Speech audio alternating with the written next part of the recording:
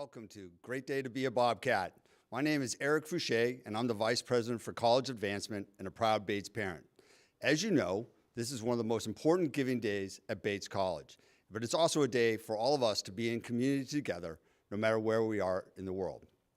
So I welcome you to our live stream today, and I'm extra excited today to welcome and introduce and kick off this live stream with a conversation between our President, Gary W. Jenkins, and our Vice President for Enrollment and Dean of Admissions and Financial Aid, Lee Weisenberg.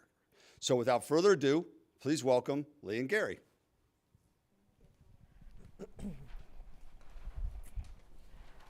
Excellent. Well, thank you, Eric, for that warm welcome, and thank you, Gary. It is beyond a privilege to be here with you on your first official great day to be a Bobcat. Woo-hoo. And to bring you to the entire Bates community worldwide. So we're gonna jump right in, and as Eric said, this is gonna be a conversation bringing Gary to you all, whether you are here in Maine or across the globe.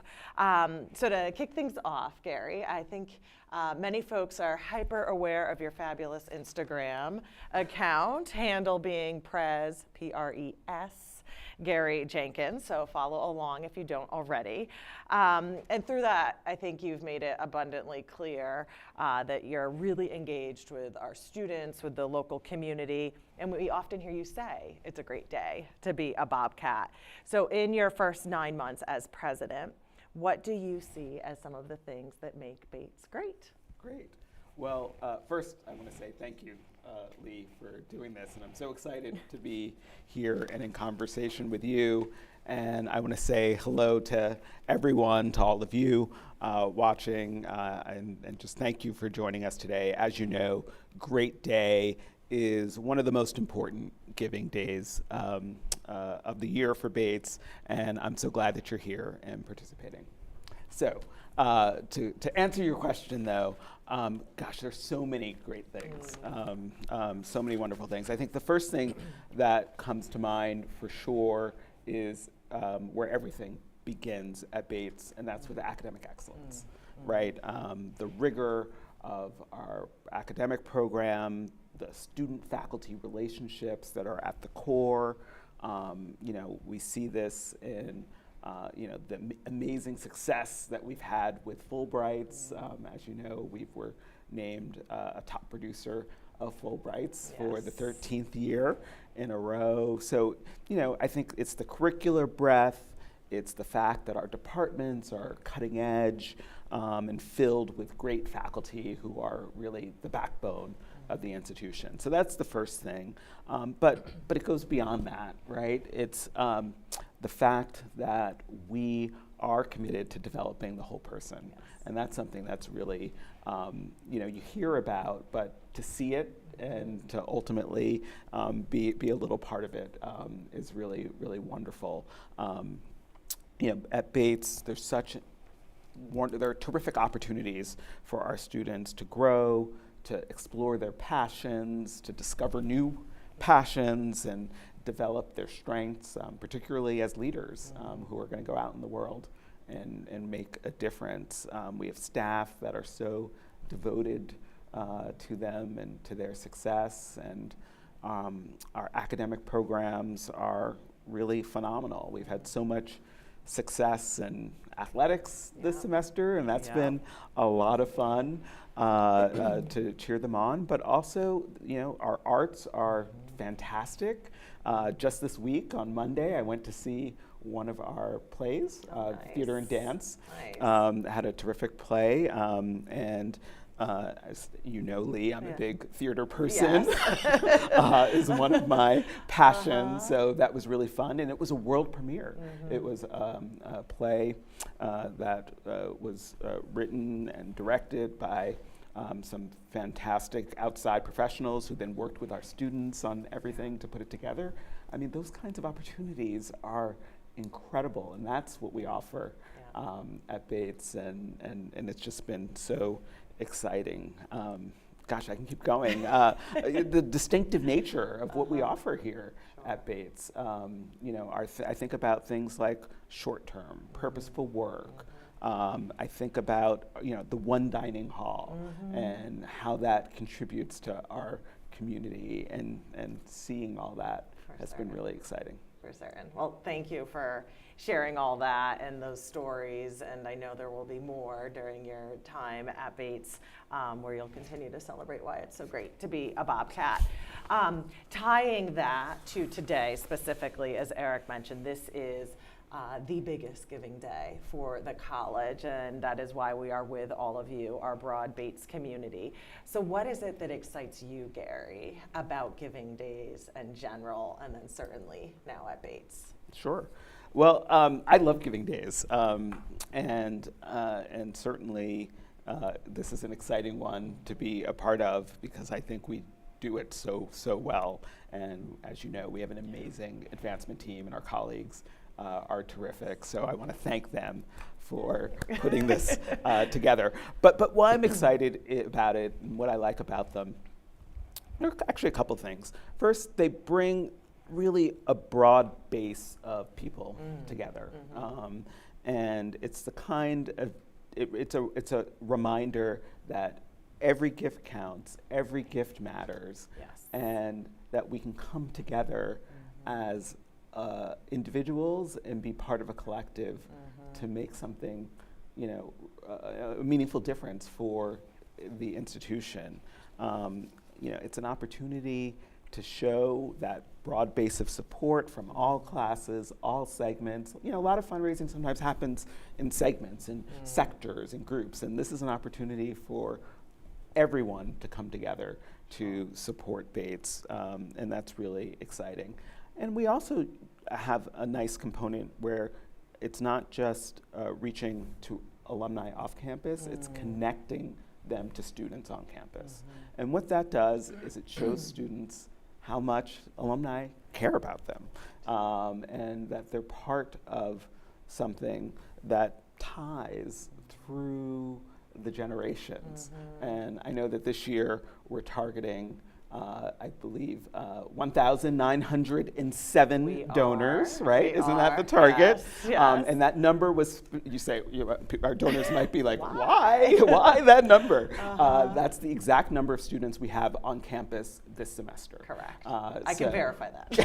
Yes. And I should thank you for making that happen and your work in admissions. But yes, so that's really, I think, an important message, and it's important to help educate the next generation about the role philanthropy plays in the life of a college like Bates. We're a private institution. The government is not going to come to save us. So we have to have the resources to be strong, to be excellent, to compete with our peers.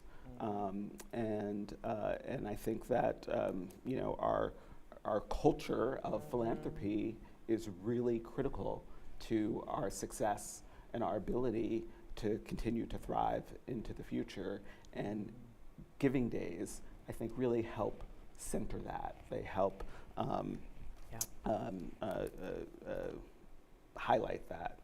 And and then the last thing I'll say is as you also know that I studied nonprofit organizations as a scholar, and so to me, it's giving days are also a reminder that philanthropy and philanthropic participation are part of a collective whole.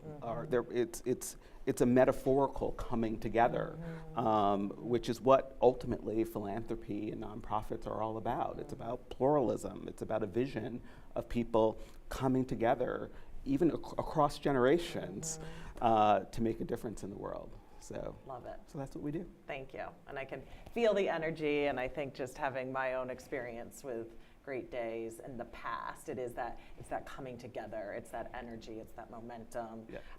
The 1907, I think makes it clear that every gift matters. Absolutely. And adds to it. This morning there were giving out donuts to students, and there were signs, as you know, as you probably saw all over campus. So there's a sense. It's almost it's a holiday. It's an event here, and it's great. And I'll share for folks who are obviously viewing this, they see the lovely Bates backdrop. What Gary and I can see is campus. So we are actually in Commons, which you referenced, which I think gives us the energy and that sense of connection today. And hopefully you're getting that through this conversation. So to pivot a little bit, and we talked a bit about this when you were opening in terms of your thoughts about what makes Bates great. You talked about academic excellence, but to dig into that with a little bit more precision, we know the small classroom experience and strength of our faculty are real hallmarks, of the Bates experience. You've attended many faculty lectures and seminars, sat in on some classes during this first academic year at Bates. So is there any particular moment or experience that really stands out in your mind as you think about our outstanding faculty? Oh, wow. Well, there have been several, and it's hard to just choose one. But I have done those things. I sat in on a class, a first-year seminar class, and that was really interesting and great. The students were terrific and engaged there. It was a class about autobiography. Okay, I was going to ask, yeah. So Kirk Reed, nice. who's an amazing professor and a terrific member of the community, taught that. So that certainly is one that stands out. There's been so many lectures, and to be honest, I just wish my schedule would allow me to attend more. In fact, there's one going on right now that otherwise I probably would be at. There's a great panel, our Krebs panel, an annual panel on best practices and pedagogy that's going on at the same moment. So it's typically like, I'm like, I can't do them all. But let's see, another one that comes to mind is Katie Ott, who is a math professor, and she won the teaching award last year and did a lecture, and that really stood out to me in particular, particularly as someone who was a social scientist, and so I'm pushing your boundaries. Pushing my boundaries, exactly. Learning more about math and natural sciences has been exciting, but her presentation was so accessible and really talking about some of the innovative pedagogy work she's doing there. That was really phenomenal. So. Excellent. Yeah, thank you for sharing that. I think what we often talk about when meeting new students and prospective families is that incredible level of scholarship, yet the accessibility, as you say. Our faculty are on the ground and learning with, not just teaching to our students. So. Yeah.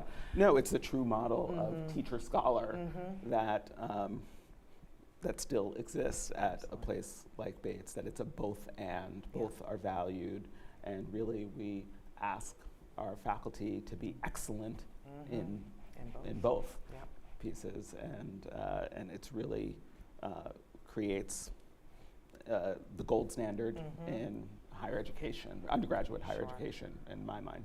Sure, excellent. So you also mentioned earlier athletics as being a place where you've observed various great days to be a Bobcat, and we're shifting seasons, though, there's both the athletic seasons and then there's the weather seasons. So I fully recognize our spring sports have been well underway, while some winter sports have been in championship mode, which has been fantastic. But knowing that nearly half of Bates students participate in varsity and club athletics at Bates, what do you think athletics brings to the broader Bates experience, given all that you've observed? Sure. Well, athletics is a really important piece of the student experience here. 40% of our students are on one of our 31 varsity teams. And then if you add club, intramural teams, that percentage increases to more than 60%. And then, if you add just kind of health, wellness, fitness, we're talking well above 80%. So, I think about it in those terms, like we need to think about athletics, recreation, and wellness, and all three. And really, how can we support our students better across those three dimensions? But your question about athletics, particularly, and the value that it adds, there are so many different ways. So first thing that comes to mind for me is really about leadership development, leadership skills that come from the experience of participating on our athletic teams. And I think that that's a really important part of our mission. What we do is provide this outstanding liberal arts education, but ultimately it's in service of students going out in the world and making a difference. Yes. And part of the way that they do that is not just what they learn in the classroom, but what they learn in other ways, on the field as well. And that includes leadership skills, leadership identity, success skills, professional growth, well-being, balance. It brings all those things, and it brings school spirit. We saw that a lot, particularly with our amazing women's basketball team and the amazing run that they had into the NCAA championships these past few weeks. But also field hockey had a great season. We have, I believe, 13 swimmers competing next week in the national championships. So, it's really exciting. It's got the campus energized to see their friends, our students, their peers succeeding. So It does. It's And great. I'll just say, if folks haven't seen, all the greatness that is alumni magic came fully alive, particularly this year with our women's basketball team. And Gary, I think, got right in and was right with the student section, and they were chanting, "Gary, Gary." But it was very sweet. It was wonderful, and I think that was just sort of the pinnacle of it all when we think about the arc of the year from field hockey, and now we're into spring season. And I think to tie a little bit to, as you talked about, the scholar teacher mode with our faculty, thinking about our student athletes and remembering that they are students and the learning they gain from their athletic experience. I just appreciate you speaking to that.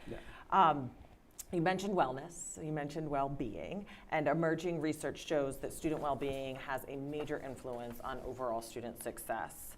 How does Bates's approach, or how can you define how the college approaches student mental health and well-being? Well, certainly mental health and well-being are connected, and we have an integrated, proactive approach. It's about supporting every aspect of the student experience.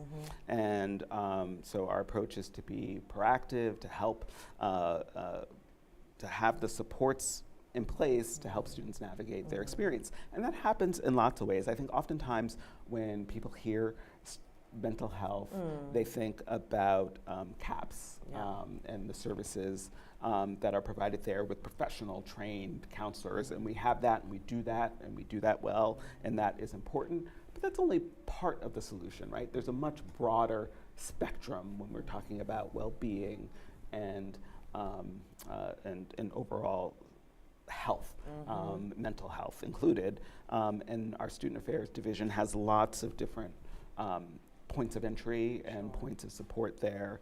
And I think even when I think about my own experience, right, it starts with peer support and runs all the way through the range there. So I think that we're really trying to think about how do we support students and give them access at the level that they need, will be right for them, that will be helpful and useful for ultimately a lifetime.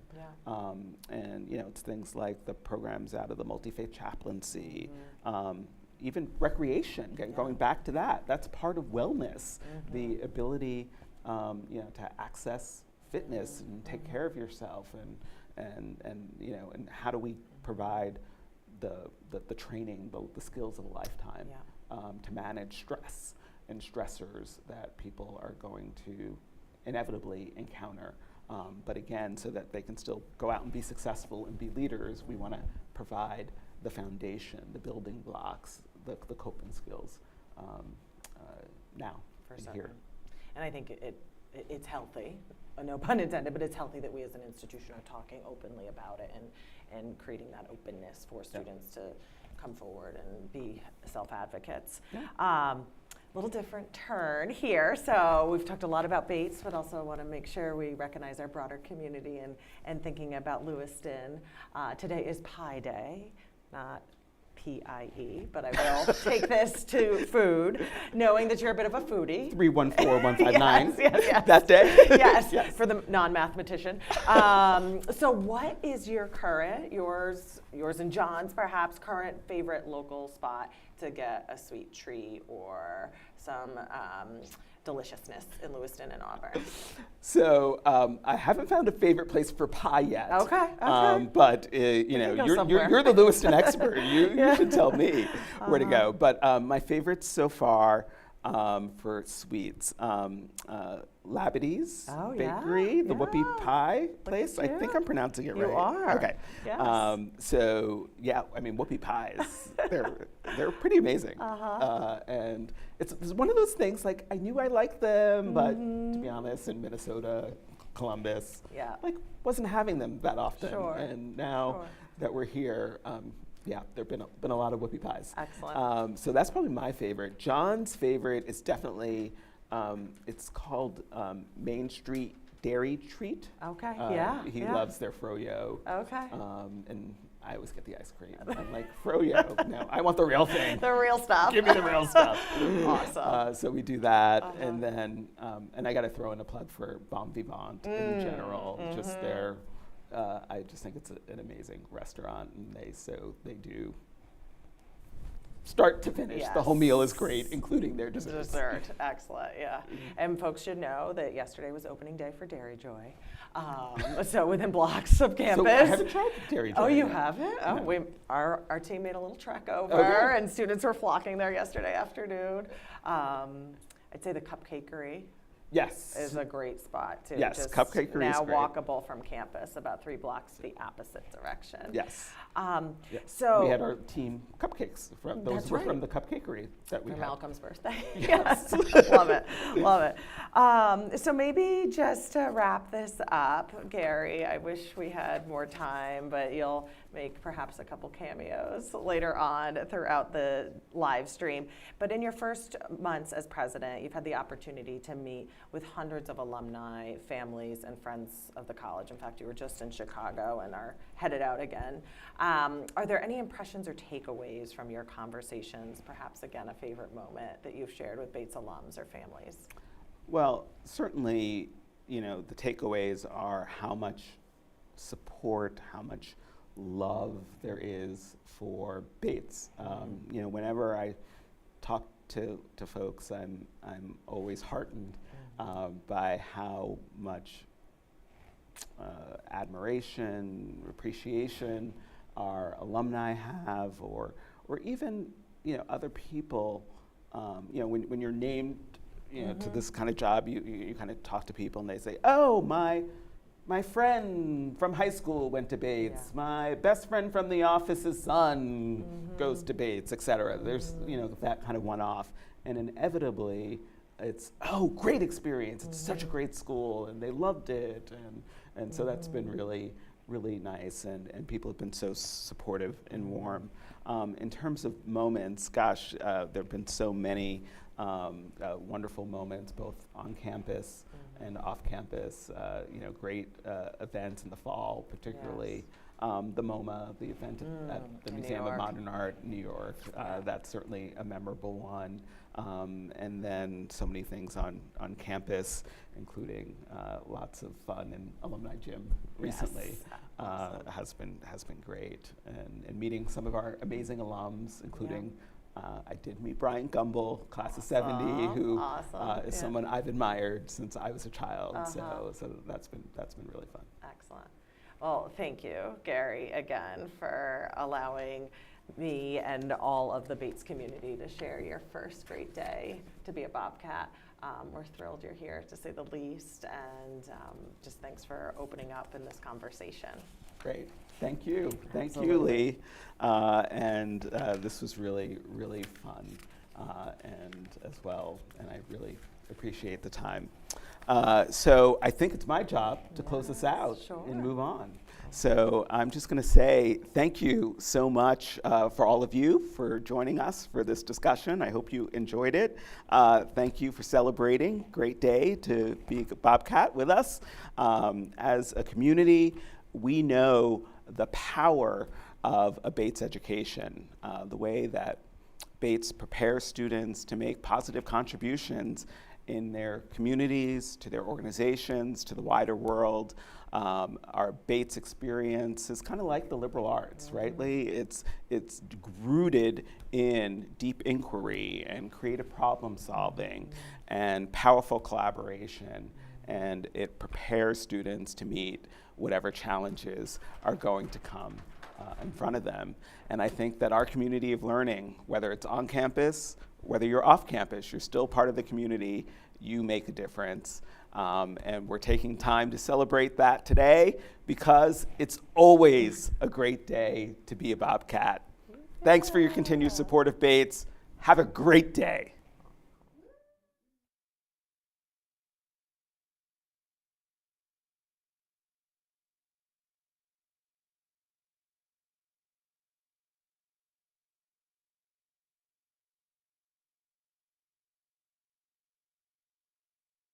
The very first time I walked here, I first of all did not expect it to be this big at all. It's very much like students getting involved in farming and learning how to be responsible for the whole farm and take care of everything pretty much. And so it's really cool to have that much responsibility.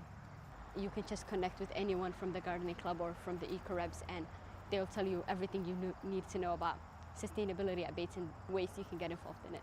I think it gives you a completely different skill set from anything academic related, and I also think it's just so rewarding to see your products and bring it to Commons and see students eating it and getting excited about it, and so I think it's really fun.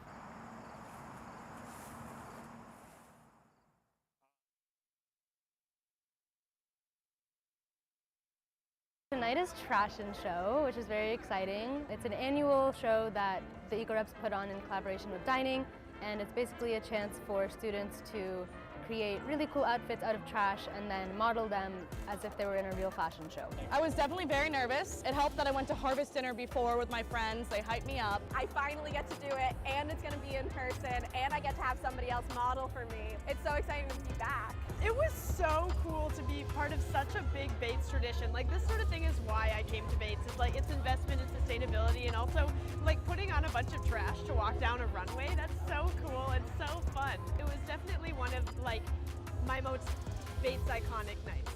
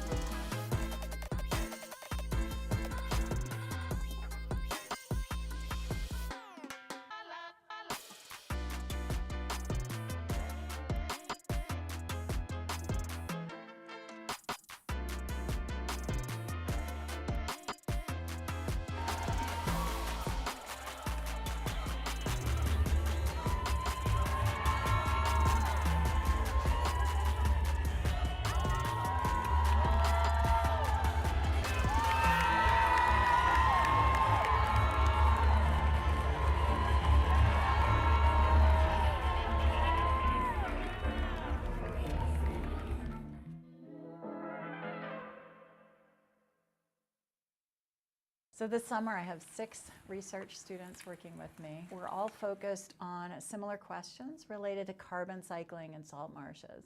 They worked at 4 different salt marshes, including the Sprague River Salt Marsh, which is part of the Bates Morris Mountain Conservation Area. So we're measuring greenhouse gas fluxes right then and there on the salt marsh itself. So we're looking at carbon dioxide going into the plants and soils or coming out, as well as methane. So we're focused very much on methane right now because it's a greenhouse gas that can be released during or in systems that are degraded. And so we're trying to understand these degraded parts of salt marshes, if there's an opportunity to restore them, what that will actually mean in terms of greenhouse gas fluxes. If we restore a salt marsh that's degraded right now and releasing methane, can we turn it back into a carbon sink? Because healthy salt marshes are very valuable. You can actually see areas of the marsh that are pulling carbon out of the atmosphere and it's going straight into the salt marsh, which is, a healthy salt marsh. You can also see, when you move to a different site, areas of the salt marsh that are releasing methane just in a matter of 3 minutes or so. You get these like, oh my goodness, I would never have predicted that this area of the salt marsh is actually releasing methane. But now I have data to show that it does. And the thing that's exciting about Earth and Climate Sciences, I think, is that the problems are so applied right now, right? We can see so many issues in front of us coming down the line that and that we study, that it just provides opportunities for students to develop skills to solve some of these problems. The Department of Earth and Climate Sciences has a very strong philosophy on hands-on activities, hands-on research with students from the 100 level up through thesis, senior thesis. And I think this prepares students very well for a world beyond Bates, a life beyond Bates, the thesis experience especially. And so often we will work with students the summer before their senior year, hands-on in the field, in the lab, on a computer. And then we spend either a semester, if it's a one-semester thesis, or 2 semesters with thesis students actually analyzing data and writing and getting to the point where they can actually present it. I've had many sources of funding for these students, including Maine Sea Grant, Maine Climate Foundation, Maine Climate Science Information Exchange, Purposeful Work, and Maine Coast Heritage Trust. So it's just been a fabulous combination of pools of money and interests and better understanding carbon cycling and educating students on that. So you're right, I've been studying in Bates Morse Mountain Conservation Area for 22 years or something, and it's always quite different when I go in, and I learn something new every time. It's just a beautiful place.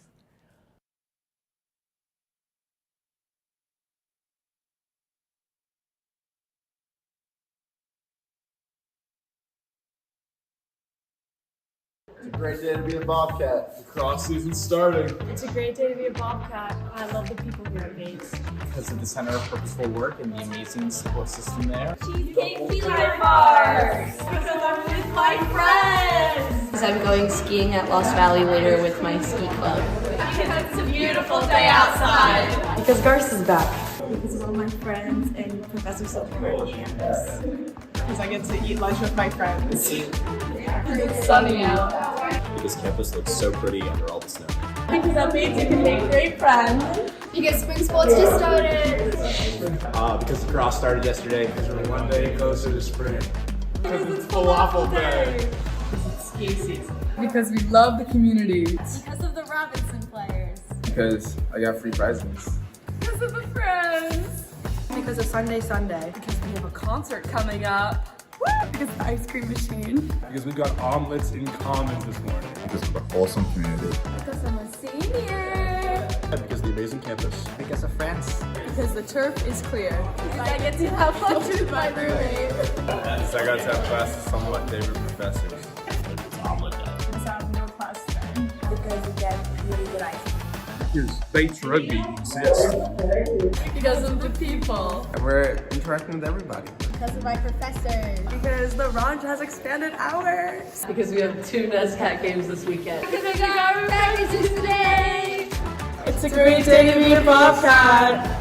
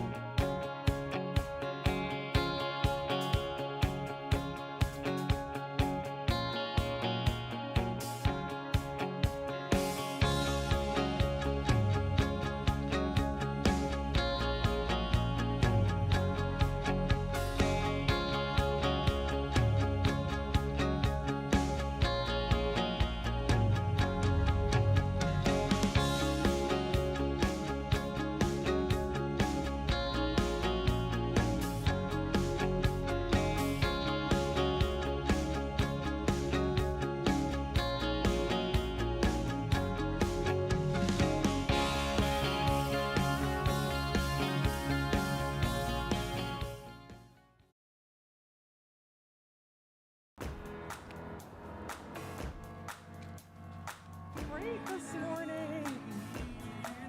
Hi, I'm Lee Weissenberger, Vice President for Enrollment and Dean of Admission and Financial Aid at Bates. And I am thrilled to show you around the city of Lewiston and share some of my favorite places. One is the Lewiston Farmers Market, which happens on Sundays and is an absolute fantastic way to get to know the city.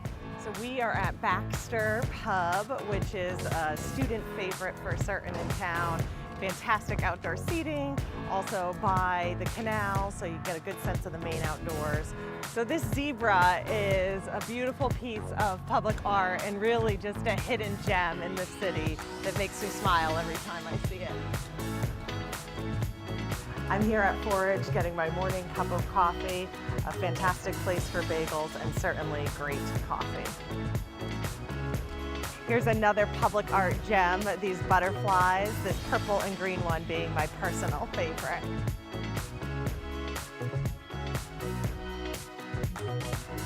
All in one building, you have the local bike shop and then also Boba, which has incredible Asian fusion food.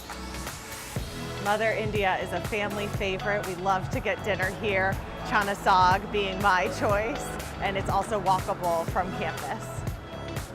We're here at El Pocho's, one of my absolute favorites, but there are many others to see in town. El Pocho's, though, is a local Mexican restaurant with outdoor seating, but also perfect for takeout to bring back to campus.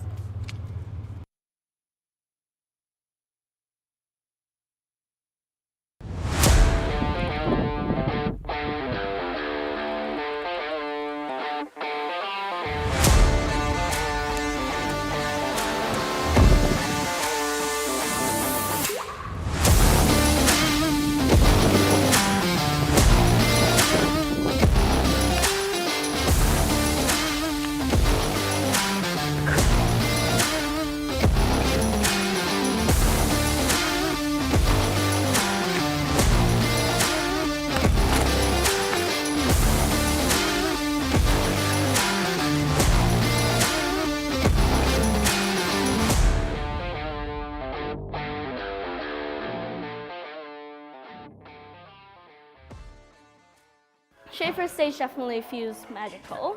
I love all the performances, like seeing my friends on stage, not knowing that they could do all these amazing things. I was very excited because I knew a lot of my friends were in there, but also I haven't been on stage in a while, so it felt like really energetic to like be backstage with all the lights and like the people in the audience. I'm just really proud of everyone continuing to say, we've got this, and coming out and bringing all of the energy.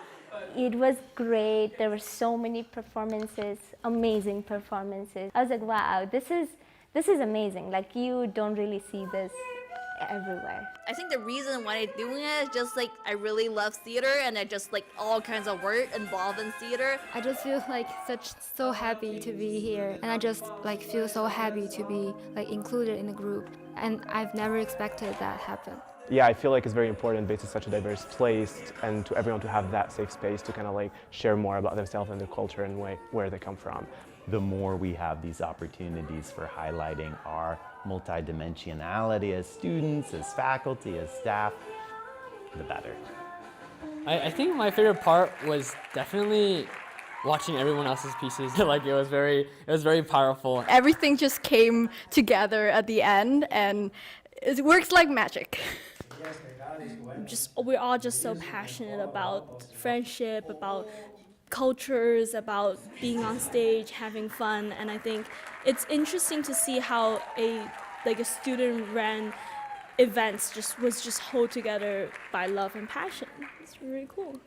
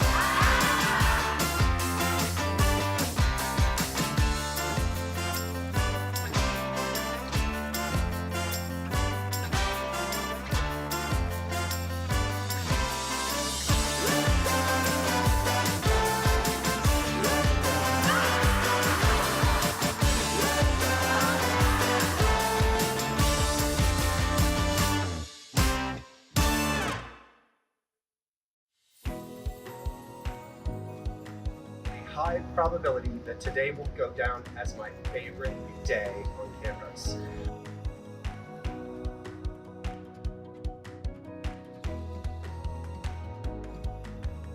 You can hide out if you need to make a call, review your notes, or have a mindful few minutes. It's my hope for each of us that we get to know the timeless, beautiful, multi-use spaces like Kurosawa and Skeleton Lounges, and the lovely little quirky ones that you'll discover on your own when you're poking around later today, this week, and throughout the year.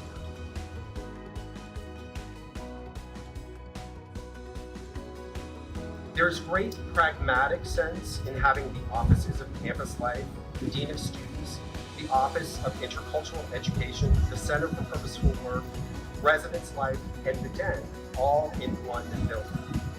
And there are so many spaces available for students to meet with each other as part of a club or a class, as a member of the Res Life team, or when they participate in Green Dot training. You'll also see there is top shelf technology in many rooms thanks to the ILS team.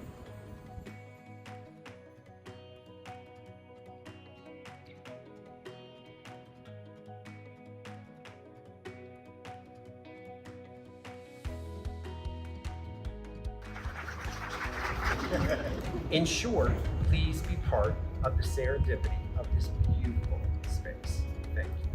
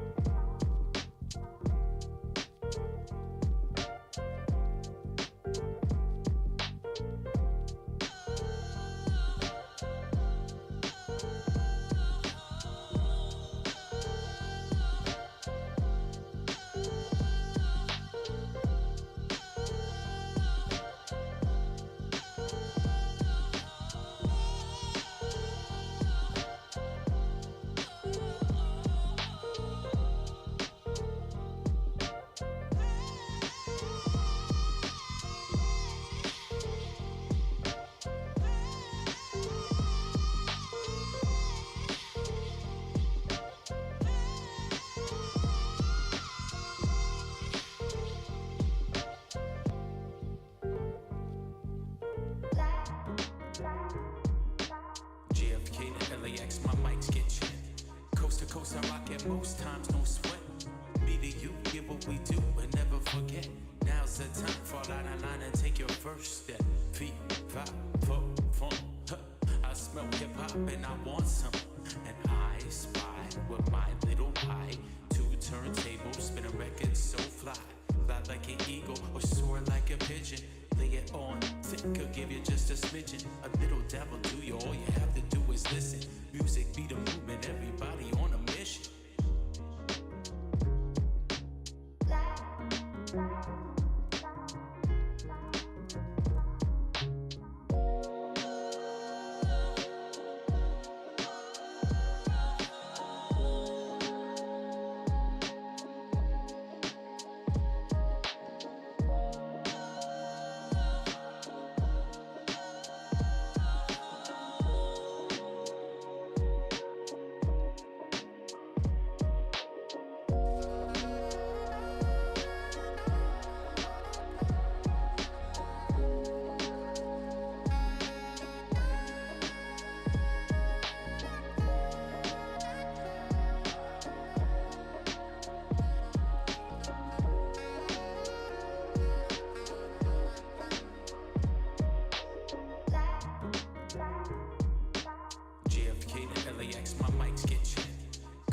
I rock it most times, no sweat. Me to you, get what we do and never forget. Now's the time, fall out of line and take your first step. Feet, five, four, fun. I smell hip hop and I want some. And I spy with my little eye. Two turntables, spin a record so fly. Fly like an eagle or soar like a pigeon. Lay it on thick, could give you just a smidgen. A little devil do you, all you have to do is listen. Music be the movement, everybody on a mission.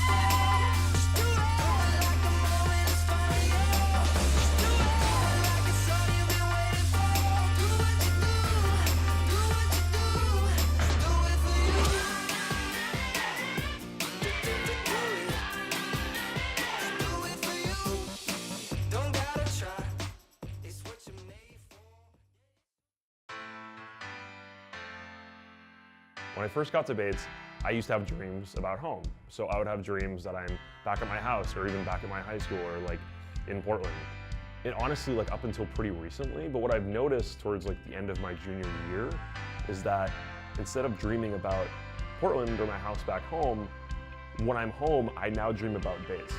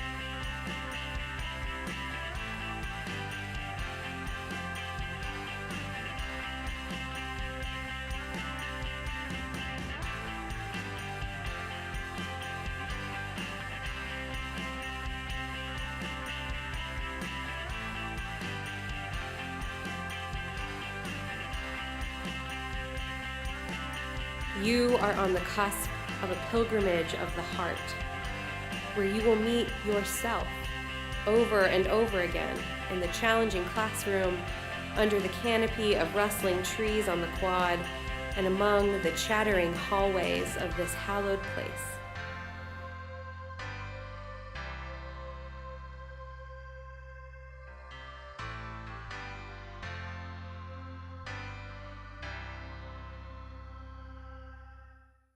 I don't know, knitting for me is just like an excuse to slow down, do something tactile, disconnect, and also enter that like state of flow where things just like time goes out the window, like who's around me goes out the window. It's just me and like the knitting. One of those feelings that just doesn't compare to anything else. Compared to all the other clubs here, it's very low stress and it's very much just like a place where you could sit around and just talk to people and catch up.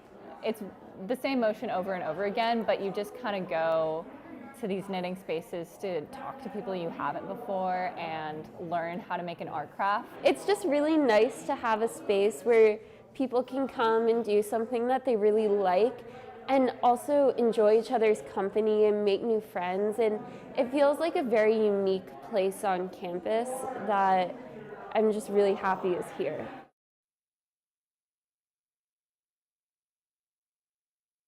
Welcome to the Bates College Store. We are your one-stop shop for all things Bates. Owned and operated by Bates College, we are located in Calparis Hall and are open 24/7 at store.bates.edu. All orders are fulfilled right here in Lewiston, Maine.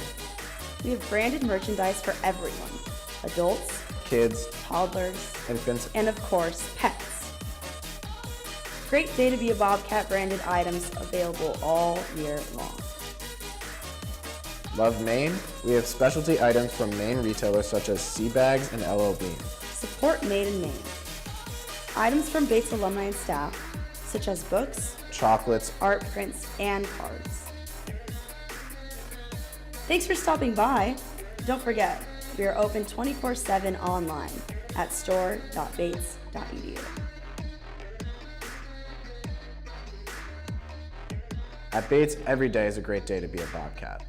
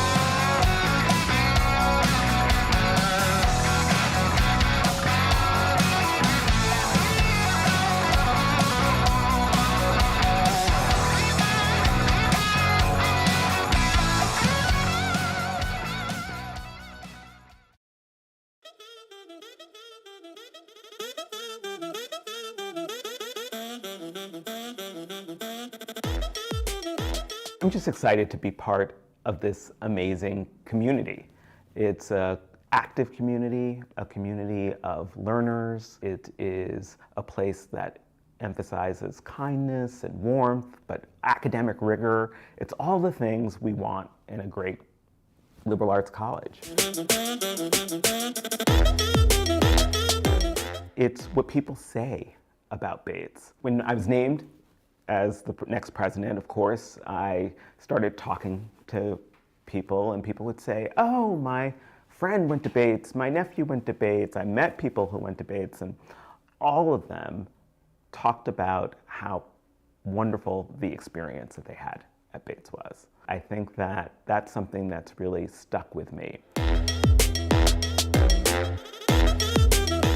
I have two favorite places on campus so far. The first is Muskie Garden. It is like a little hidden gem in the middle of campus, and it's so serene and pretty, but yet still connected to the life of the campus. So that's one place. And the second place is actually Commons.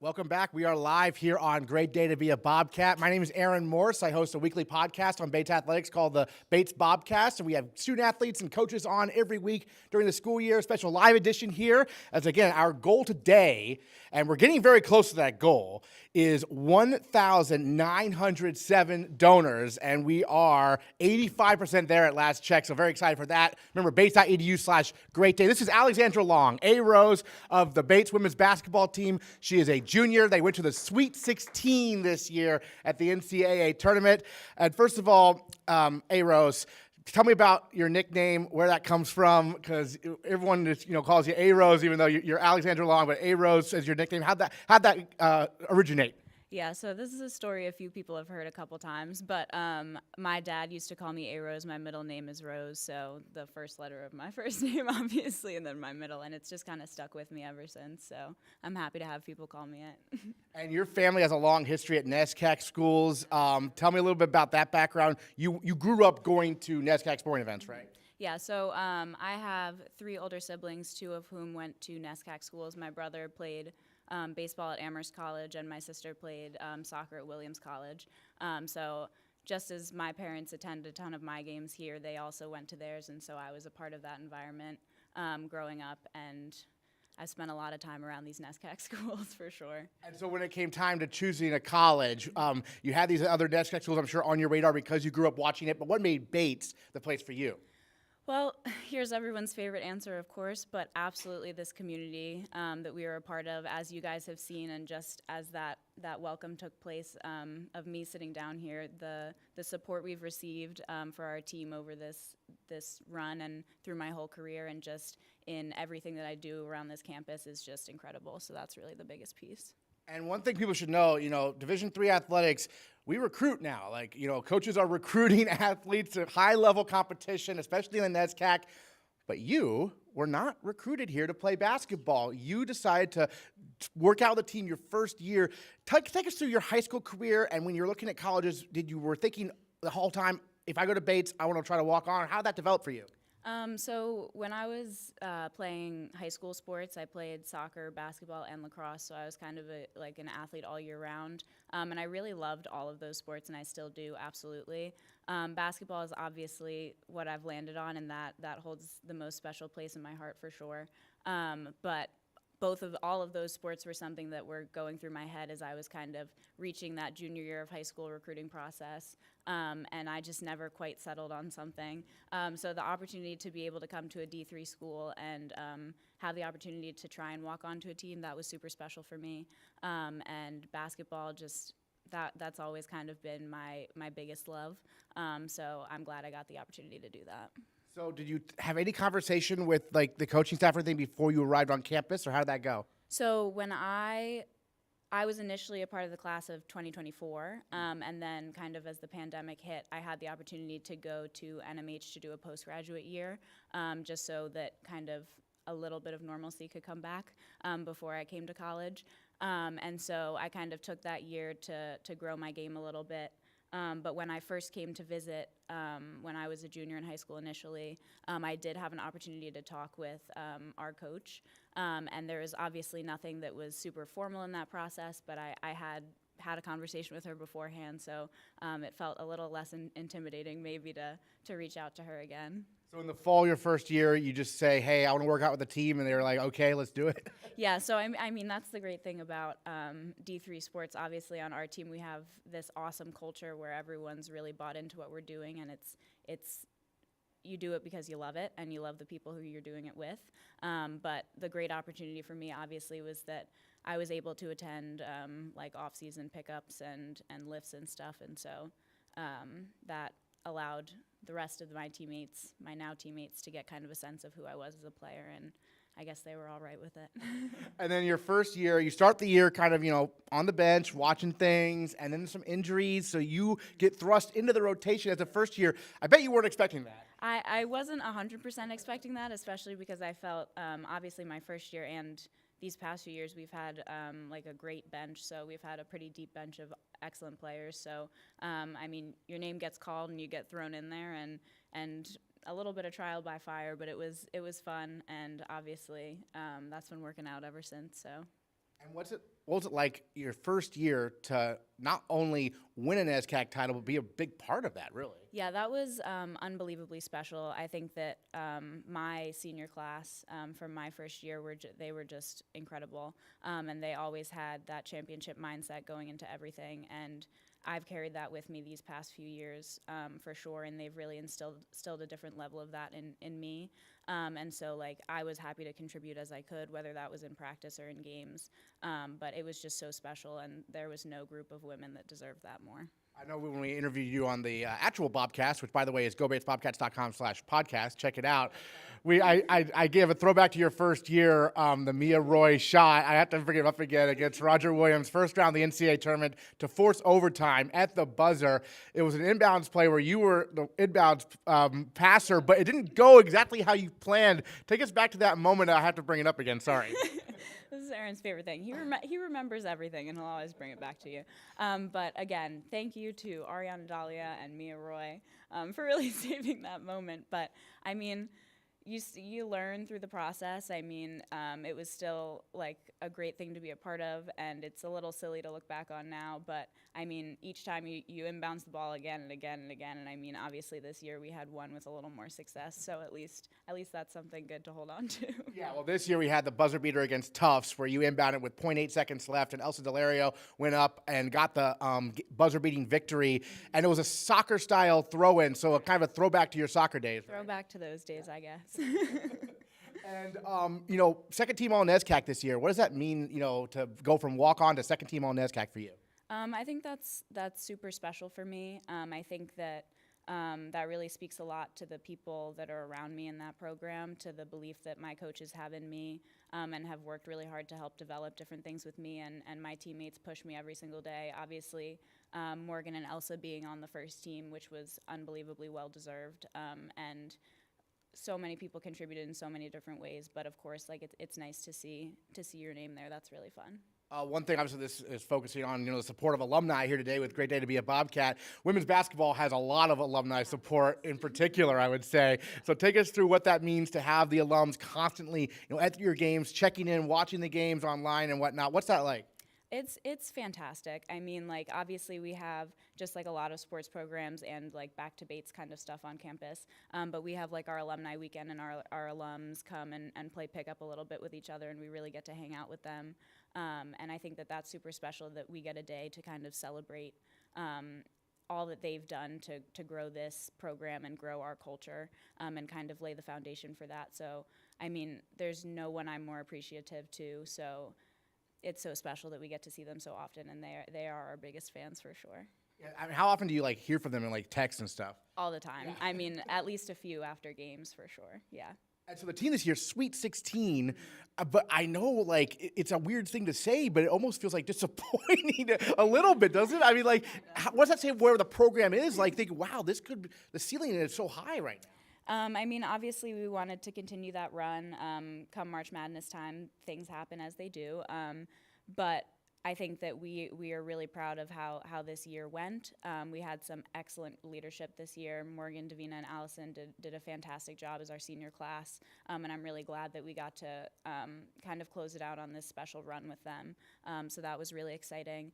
And obviously, looking into next year now, I guess, I'm equally as excited about our returning talent and what our leadership is going to look like next year. Yeah, this year was such an interesting season because it feels like the team was super balanced. Anyone could contribute in a big way any day. What was that kind of like for you to know that one day it might be yourself, one day it might be Elsa, or a lot of the days Elsa this year, but one day it might be Sarah Hughes, Maya Hicks off the bench. What was that like to have that balance?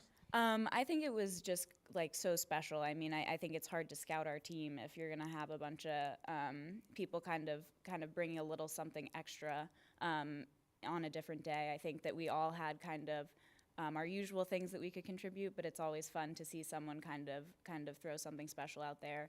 Obviously, yeah, Elsa's kind of our double queen. She's been super consistent on both those things, but I think that the biggest thing is just so much pride in our team's ability to stay balanced in that way, and also to see, like you said, Sarah and Maya just my little babies coming up, and to see them perform so well and so confidently was awesome. A couple of first years there, and you as a junior, you were the only junior, I think. So next year you're going to be the only senior. What are your thoughts on that? It's definitely going to be a new experience. That this isn't the first time that this has happened in our program, so I have a lot of support in that for sure, and I have a lot of faith in my rising junior class.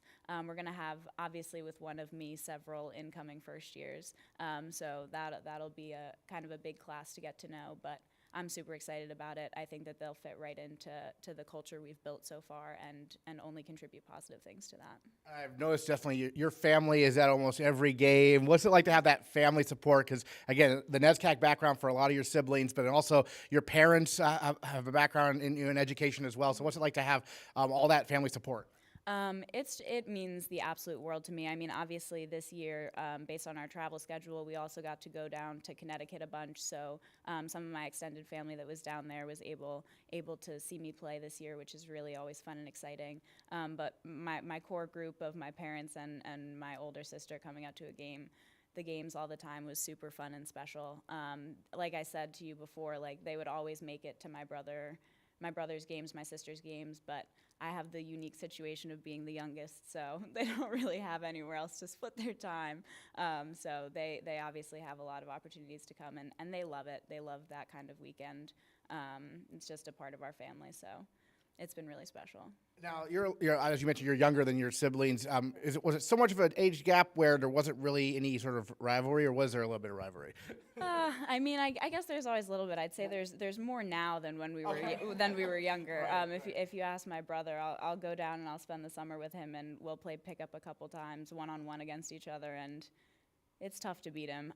But sometimes I get there, so that's really the biggest thing right now. Well, and your sister won a couple national titles at Williams playing soccer. Going into your senior year, is that in the back of your mind a little bit? Yeah, maybe I'm chasing after her, but obviously we just want our team to perform to the highest standard that we possibly can, and I see that ceiling like as high up as possible. So for sure, that's definitely somewhere on my mind, particularly after the success we've had this year. I know we're going to have a different team going into it, but I'm as confident as I usually am, and I have a lot of trust in my teammates. But yeah, she made it really challenging with the 2 wins right there. That was tough. Certainly. Well, and for alums out there, my gym will look fairly similar to when you were here. The court is new. It's still a great atmosphere for basketball, and we got to host 2 NCAA tournament games this year. Yeah, take us through that experience with this crowd, a capacity crowd this season. I think I say it all the time. If I'm an opposing team, I'm not super excited to come and have to play an alumni gym. Our fans are just like so excellent.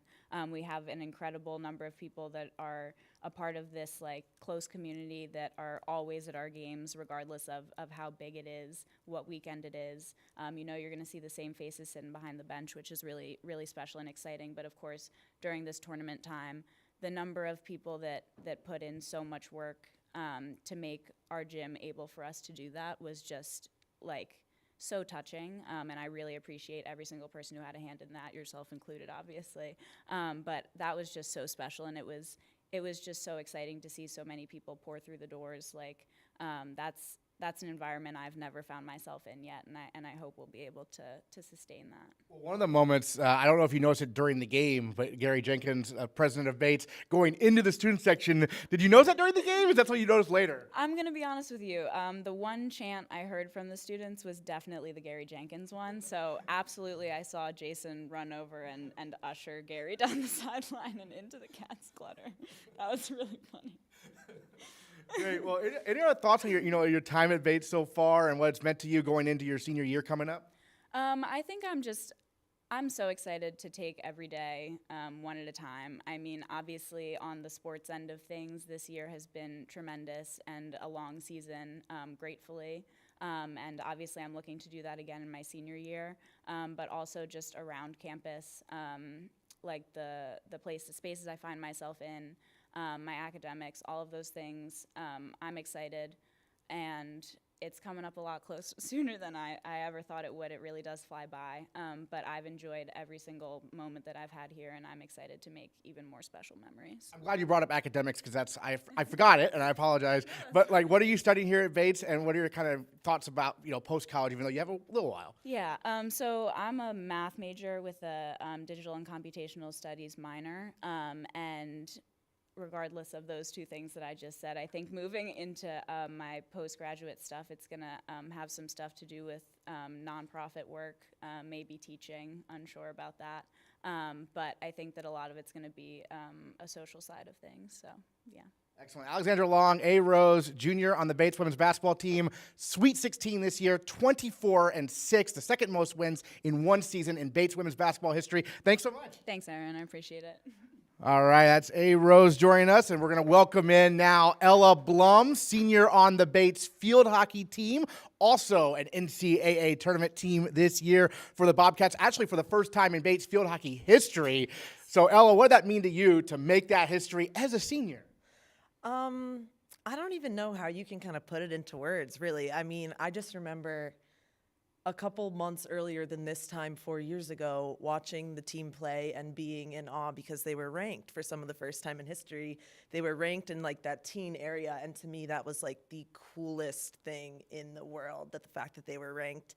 And so I was just really excited by that, and I think you really dream about those types of moments. It's D3 sports. It's not as flashy as if I was playing football at the University of Alabama, but like I grew up watching those games. You know what I mean? Like I grew up watching the Sweet 16 in the round of 32 for D3 field hockey. And so having that moment actually be a real part of my life, it's not an experience that I will ever forget or take for granted because it's just magical. It really is. Yeah, certainly. Well, one of the craziest moments this year for the field hockey team was the NESCAC tournament quarterfinal against rival Bowdoin.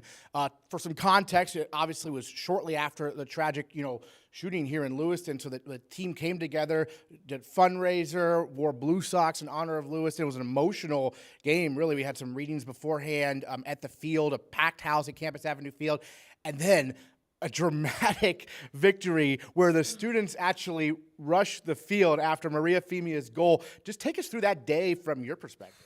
I mean, before anything, I have to give a shout out to my dear friend on the Bowdoin field hockey team, Sophia Ruttman. We are crosstown rivals, but we grew up playing together. So I already knew that, plus the recent tragedy, it was going to be an emotional day. One of us was not going to walk out there and play another college field hockey game, which is really, really scary. And I think knowing that as a senior is really tough. And I mean, I think you could just feel the energy on campus that day. It was the same day we opened up for the community to come trick or treat. And so there were really hundreds of people roaming around. And, you just try to keep a level head that day, and you just kind of try to go about your normal routine. And, a couple hours before the game, you're like, yeah, my palms are sweating, I'm shaking, I can't focus. But, you scarf something down at Commons, and I mean, the game itself, I just remember being freezing cold. That was one of the things, and just being completely in awe of the amount of people that were there.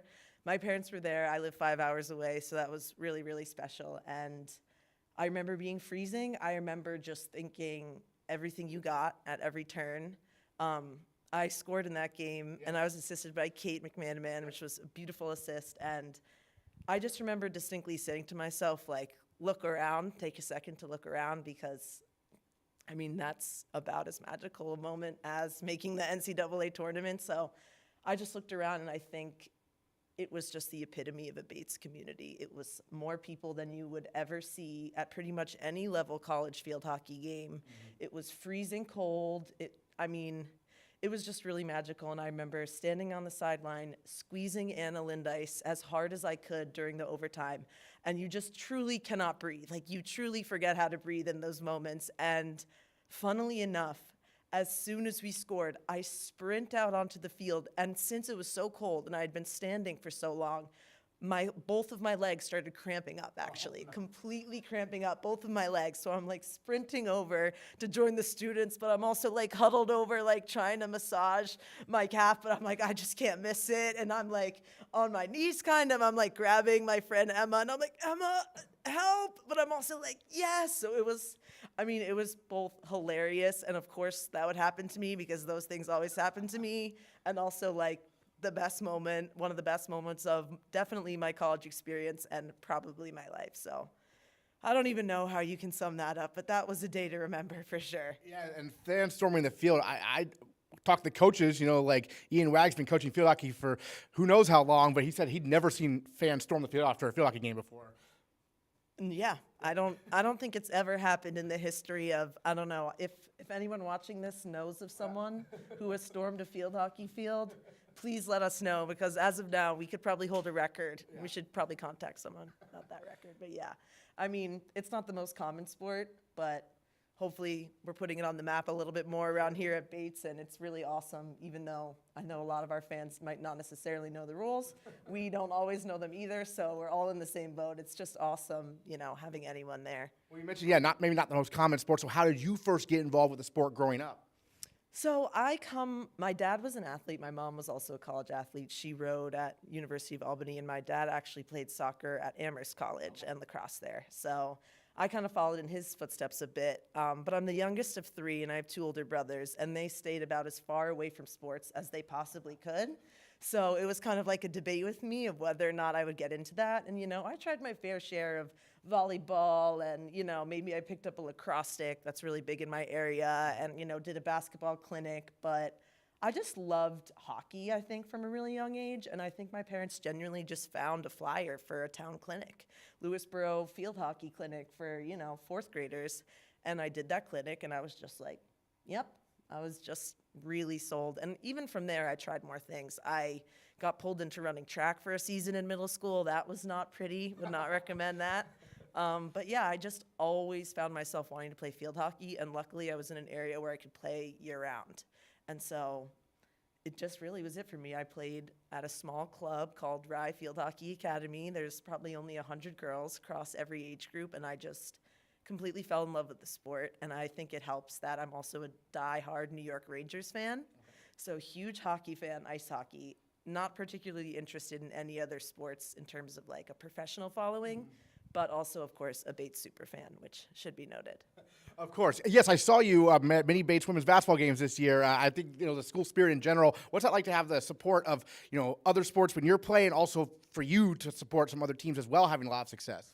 I think that's something that's really, really special about my senior class in particular. I think having COVID our freshman year and not really being able to play sports kind of increased the excitement for when we finally would see our classmates on the field or the ice or wherever it was. So when that time finally came, I think our grade just kind of started really showing up, even ever since my sophomore year, to support each other, because it's exciting seeing your friends play, no matter what sport it is or when it is. So I think just over time, the more people you know, the more teams you want to go support. And I think this year in particular, seeing the outpour of the senior class and all of the students, especially to female sports, just makes a really huge difference in so many people's college experiences. It can't really go without being said, especially the fact that it's female teams. It really makes a huge difference. And I know personally, I was in Providence last weekend. There's about 40 to 50 students there. A lot of them were seniors, and everybody, as soon as we knew that they were going to be there, we're like, all right, we're booking Airbnbs, we're making plans. And that's the kind of community that sports brings. And especially here at Bates, when everyone knows each other, it just becomes more and more special. So what a perfect Cinderella story senior year, even if my team hadn't done as well as we did, for other teams to do as well as they have, and particularly basketball, it's just so fun to watch, truly. Yeah, you were one of the lucky ones who got a free ticket, if I'm not mistaken, Yes. right? I DM'd the Instagram account. I was like, please, I spent all my money on gas. Please, I need a free ticket. And it worked out in my favor. So that was awesome. So you mentioned your dad having gone to Amherst, right? So did that kind of put the NESCAC kind of on your radar, or not at all? How did Bates get on your radar, being from New York State? So I didn't really look at a ton of other NESCAC schools. I looked at Collin College and got a terrible concussion, and that was it for me. I did a clinic there, and no, it wasn't anyone's fault but mine. I went right, and I should have gone left, and I got a shoulder to the head, and that was completely on me. But I don't think I was in the proper state to enjoy the campus. Gotcha. But of everywhere I looked, Bates just felt right. And I knew it felt right because it was a disgusting day. Imagine it was like 3 days ago there had been 6 inches of snow, and this day it was like 35 degrees but pouring rain. So it was just a layer of gray slush around campus. And I was just like 100% sure that's where I wanted to be. And I think the name Bates actually got put on the map because the daughter of my club coach went to Bowdoin, and she was 4 years older than me, and she actually was Rookie of the Year her freshman year. She was a really talented player. Manveer Sandhu, I should give her a shout out. And I remember when she told me she committed to Bowdoin, when she was like in the very early stages, she was like, don't tell anyone, but, and that's actually what put Bates on the map, because I would get Bowdoin and Bates confused when I was like a freshman, sophomore in high school. So I went to my dad and I was like, Manny's going to Bowdoin. And I was like, wait, is it Bates? No, it's Bowdoin. And then I was like, wait, what's this Bates place? And that's honestly how I kind of like got it on the map. But I mean, yeah, one trip here and I felt a way here that I didn't feel anywhere else that I looked at. Excellent. Well, academically, what have you been studying here at Bates? And you're a senior, so I got to ask your post-college thoughts. Yeah, so I am a sociology major, and I actually wrote my thesis on sports, which was really, really awesome. I did a study on how college-age students, and particularly Bates students, develop and maintain sport fan identities. So if anything, I wish I could have done my research this semester, because it would have been super interesting to see what everyone had to say, but it was really cool to be able to do that sort of research here and write my thesis on that. And then I'm also an education minor. So in the job search process right now, if you're an alumni and you work in nonprofit and you're watching this, I'm totally available. Ella Blum. But yeah, I'm hoping to be in the Boston area, and I'd really love to work for a nonprofit, hopefully based in either sports or education. Education's also my minor, and I come from 2 teachers. So there you go. Yeah. Nice. And then you touched on, alums in the community and whatnot. And I feel field hockey, we talked with A. Rose about the women's basketball alums. I feel field hockey has some pretty good alums also. What's that like, kind of like? I mean, some of my closest friends, and in particular, our former goalie, Grace Biddle, is still one of my best friends. Yeah, it's really great. We have Riley Burns' grade is still really active, and they come to a lot of games, and like I know I could always reach out to them if I needed anything or was looking for wisdom. And I think it's just like the more success you have, and I think the more of a community you build, people are going to attach to that, and people are going to get a lot from that.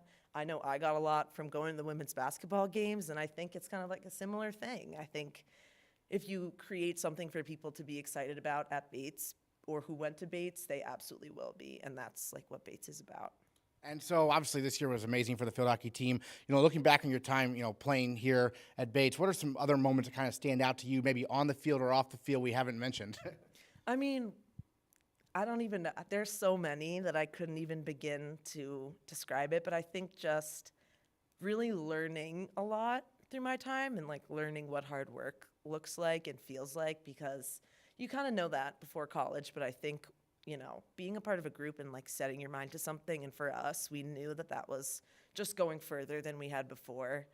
I'm trying to think of particular moments. I don't know. I really enjoyed as much of it as you possibly can, you know what I mean? I made like amazing memories, and I'm trying to think if they're beating Bowdoin the first time. Sure. I mean, being able to say, I went 3-1 against Bowdoin in my college time, that's always brag-worthy in the real world. If I ever run into any Bowdoin alumni, I can always say that's a pretty strong record. So those moments were definitely really special, and getting mic'd up was a total blast. That was like one of the most fun things I've done during my time here. Do you normally sing that much during practice? It depends on the day. I will say, like, if a song is stuck in my head, I'm sorry to everybody on the team. But if not, I'm usually good. I'm usually better about it. But yeah, it's just those moments though, right? It's like me and Maria Femia joking that we were gonna go get steak dinners for the team, and like we're gonna fly first class after we win all these games, and just, it's those types of jokes that you remember many years down the line. And like, I don't know, I'm definitely not gonna forget those little moments. Excellent. Ella Blum, senior on the Bates field hockey team. She's open for work if anyone wants to reach out.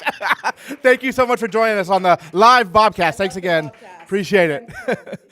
All right, we're going to welcome in Ben Brewster, the new head coach of the Bates men's soccer team. Speaking of Bowdoin alums, I was just mentioning Ben was an All-American at Bowdoin and helped them to the Final Four in men's soccer. Also played some lacrosse there. But Ben, first of all, welcome to Bates.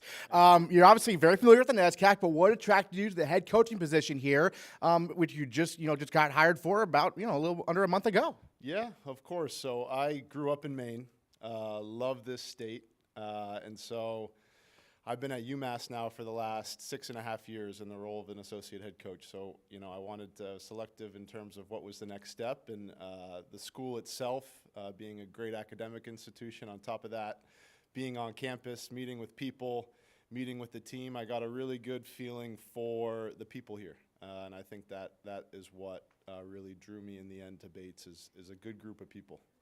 So, being so successful when you were a student athlete at Bowdoin, I mean, what does it take to, have success in the NESCAC? What is the secret sauce that maybe you discovered as a player that, maybe can help Bates get to the next level in men's soccer?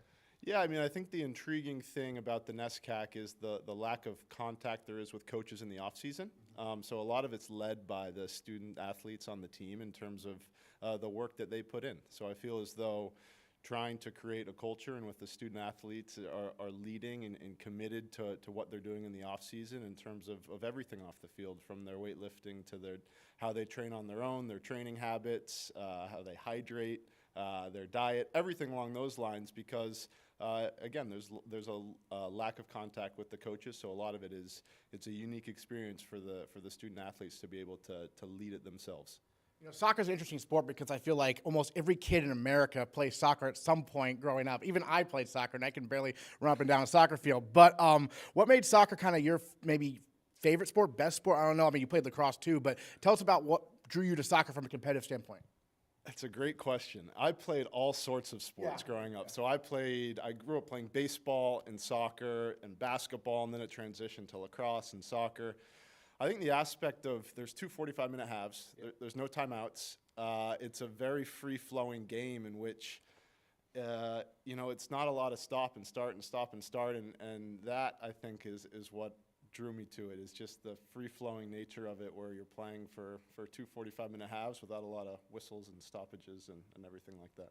Do you have any particular memorable matches against Bates when you were playing?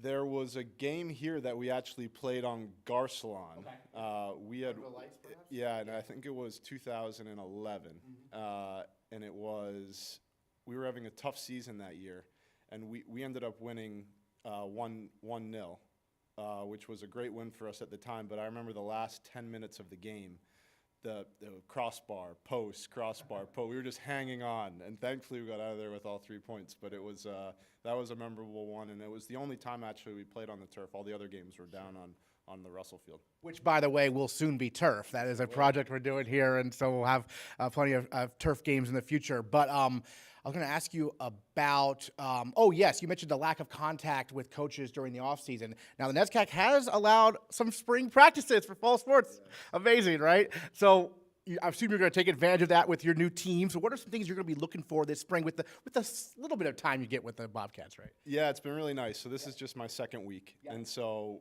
first week we started our spring season. So we get 10 practices and 6 leadership sessions. So we got into the practices last week. We just had our third practice of the spring yesterday.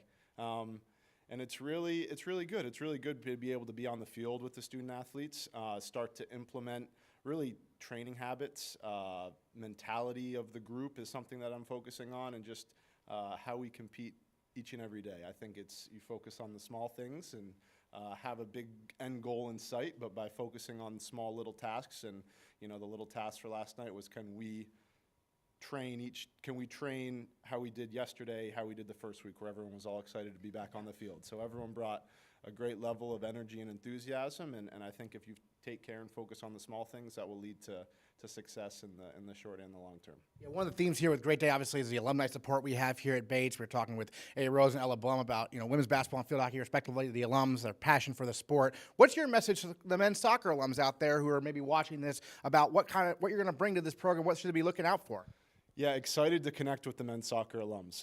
Really excited. We're doing an alumni event on campus on May 11th, which we'll be sending some info out soon. But just excited. I had some old soccer alums that we had some good battles with back in the day. Johnny Murphy, a Yarmouth guy, comes to mind, who was a good Bates player back in the day, and Peebo Noth, another Mainer who scored a lot of goals for the Bates team, and a few other Bates alums who I played against or known through the recruiting process at UMass have reached out. So. I'm excited to be a Bobcat. I'm excited to be here. I'm excited to get in front of the alums and get to meet everyone. I'm curious about your time at UMass also, because I mean, with a D3 background, going to the D1 level for men's soccer, what was that transition like for you, and what did you maybe take away from it? Yeah, I think that a lot of, in terms of the environment we tried to create at UMass, in terms of creating a competitive and competitive and professional environment with everything we did, in terms of how we trained and how we traveled. And everything along those lines is something that I'm trying to bring here too. So trying to, with what we have here, how can I make it the most competitive, professional, but yet fun, because sports are supposed to be fun environment I can, because I think that will lead to the student athletes being excited to come to practice, and if they're excited to come to practice, they'll want to come back to practice for the next time. I am curious about, are you already looking forward to the fall when you have the Bowdoin match circled? What's that going to be like, you think, playing against your alma mater? Yeah, it will be fun. It'll be fun. I know Scott well, and Scott was my coach my senior year at Bowdoin, okay. Scott Warzinski, who's the head coach there now.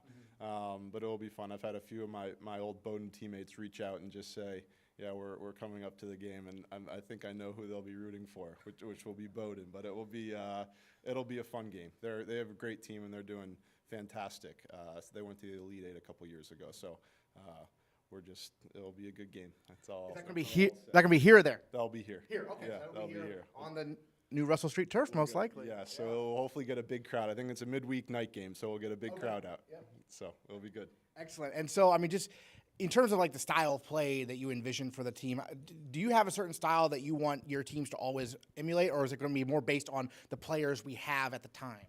Yeah, depending on the players. Yeah. In terms of how I like the games to be, I like us to be, we're going to be a team. So in terms of how that looks on the soccer field, we'll be structured and organized defensively. We'll be a team that backs each other up on the field and off the field. And a team that plays at a high level, a high level tempo-wise. So we're going to be a team that looks to push the pace of the game. So we've got to be fit in order to do that. So, but we'll play both attacking and defensive, look to press teams and look to repress teams, and then but we'll play with a high tempo, which will be fun. You know, growing up playing soccer, were there players you kind of emulated professionally or anything who you watched? And now as a coach, are there any MLS coaches or international coaches you follow closely? Yeah, great question. So I'm a Chelsea fan, so we're struggling right now at Chelsea. But growing up, I like John Terry, the Chelsea teams with Mourinho where they're winning the league and winning Champions League. So I always liked John Terry because I was a center back as well. Mm-hmm. Sergio Ramos was another defender who I liked and would watch professional games to look to see little tips and tricks of what the pros are doing. And in terms of coaches now, I mean, if you look at just how good Liverpool and Man City are, very different styles, but just how the teams are so, just the two best teams in the world and how they play and how everyone's so committed to playing the way that they want to play, and the buy-in they get from their players is pretty impressive. I've been told that college soccer, in terms of the style of play, is so much different from elsewhere. How does that kind of break down in terms of the style of college soccer versus maybe pro or whatnot? Yeah, I think it's interesting. I think that when a lot of youth soccer now growing up is what I would describe as being under physical and over technical. Okay. And then college soccer is almost the exact opposite. It can be under technical and over physical at times. And then the professional world is a good mix of both, where there's the physicality involved, but the players will be able to handle technically as well. And I think it's because everyone, you're playing for your college team, it means a lot. And guys are excited and want to win, and that can often lead to a certain style of play. But I think it's that would be my synopsis of it, yeah. Excellent. And then are you a fan of the show Ted Lasso? Because that's been like the way soccer's kind of been on the map a little bit more in the United States recently. I have watched Ted Lasso, yeah. It's a fun show. They do a good job in that, so it's a good show. It's some good messages, to be fair, too, but I like it. I was going to say, as a coach, you take anything away from that? Obviously, a little more soccer background than Ted had. Yeah, a little bit more, I'd hope. Ted Lasso, he connects well with the team. I think like some of the messaging that he had to his team and kind of the patience he showed, I guess, in various situations would be some good teaching points. Yeah. Yeah, patience is obviously very important for coaches. Yes, of course. Yeah. So just tell us about the team, and you've got to meet some of the guys. What's that transition been like? Are you meeting with each person individually, or how's that kind of going to get to know? It's a fairly big roster. Yeah, it's a big roster, and we have our juniors right now who are abroad. Right. So I've had the chance to connect with them over the phone and trying to keep them up to date with what we're doing this spring. With the guys on campus right now, we have 18 guys on campus. So we've had a few team meetings already, and then our training sessions, and then guys are filtering in the office just for individual meetings too. So it's been good. Like I said, when I was on campus during the interview process, I got a good feeling for the team. It seems like a close-knit group of guys who care for each other, and I told them that's a good starting point. And so it's been good to get to know the team dynamics and the individuals as I'm getting used to being here. Yeah, and recruiting obviously is so important at every level of college nowadays. Even though we don't do athletic scholarships here, we do recruit athletes, obviously. So when you're recruiting, what are you looking for? What would make an ideal Bates Bobcat in your mind? Yeah, it will be somebody who wants to be at Bates is important to me, because I think you can go chasing all sorts of different people, but at the end of the day, they have to want to be at Bates to be part of the team and be part of the community and be part of the academics that are offered here as well. So that's an important piece. Looking for recruits who are competitive. So it's something looking for little kind of markers in terms of their level of competitiveness, how they're impacting the games when the games that we watched, and then are they leaders on their team as well, I think is an important piece. It's not so much concerned about what level they're coming from in terms of, there's all sorts of different leagues now in the youth soccer world, because I think that good players are all over the country, and it's about finding the ones that, one, want to be here, and two, have kind of the right makeup to be a part of our team. Great. Well, any other thoughts you want to mention about your transition to Bates so far and your initial impressions? Just a couple weeks in. No, I'm just getting my feet under me. It's been so many people have introduced themselves, and just so appreciative of the support I've gotten from everybody in the athletic department in different parts of campus. So I am thrilled to be here. My wife and I are looking to buy a house and move to the area. So yeah, we're just excited to be in Maine, and just thanks everyone for welcoming me with open arms. And you said you were born and raised in Maine, right? Yeah, I grew up in Cape Elizabeth, so still have family here, and my wife's family's here, so it's nice. So a lot of people we know are in the area too. Yeah, it must be nice to have a homecoming, because for 7 years you were in Massachusetts. Yeah, and before that out in San Francisco, so it's really been 10 years away, not living in Maine. So it is really, I love Maine, and it's great to be home. What's your favorite aspect of living in the state? I love the seasons. Yeah. I like to ski, and then I like the ocean too. So I think it gives a pretty good balance of all of those things. But then similar to how I feel about Bates is it's good. I think Maine people are good people. So I like the people in Maine, and I think it's a nice community. And you've probably already gotten to witness the school spirit we have here, right? I mean, it's pretty amazing, the support of all the teams, isn't it? Yeah, how about the women's basketball? Yeah. That was unbelievable. So big congrats to them, and just to see the support that the whole student body and everyone had to seeing the women's basketball in the Sweet 16 and hosting an alumni was pretty unbelievable. So yeah. Excellent. Well, Ben, thank you so much for joining us on the live version of the Bobcast here on Great Day to Be a Bobcat. And let's refresh here. Let's see how many donors we've got so far. Our goal was 1 donor for every student at Bates. And as of now, we're at 1,708. And did you know we have 1,907 students at Bates? So we are 89% away from that goal, and we still got plenty of time to reach that. So thanks for everyone for their support. It's bates.edu/greatday. If you're watching this on Facebook or YouTube, that's where you can go to donate. And Ben, thanks again for joining us. Really appreciate it. Ben Brewster, the new head coach of the Bates men's soccer team, joining us. Want to thank, of course, Alexandra Long and Ella Blum for joining us also earlier here on the live version of the Bobcast. And we'll catch you next time. Don't forget, gobatesbobcats.com/podcast for the real thing. Every Tuesday, a new episode during the school year. My name is Aaron Morrison. Thanks so much for tuning in and your support of Bates.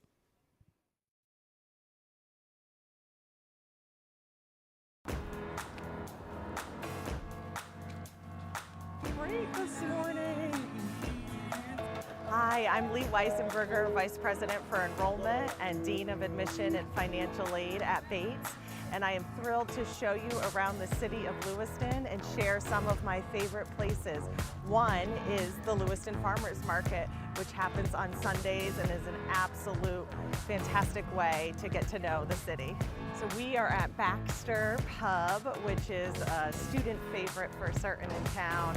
Fantastic outdoor seating, also by the canal, so you get a good sense of the main outdoors. So this zebra is a beautiful piece of public art and really just a hidden gem in the city that makes me smile every time I see it. I'm here at Forage getting my morning cup of coffee, a fantastic place for bagels and certainly great coffee. Here's another public art gem, these butterflies, this purple and green one being my personal favorite.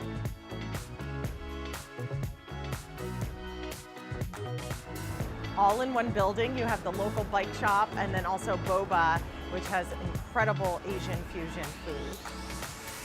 Mother India is a family favorite. We love to get dinner here, Chana Sag being my choice, and it's also walkable from campus. We're here at El Pocho's, one of my absolute favorites, but there are many others to see in town. El Pocho's, though, is a local Mexican restaurant with outdoor seating, but also perfect for takeout to bring back to campus.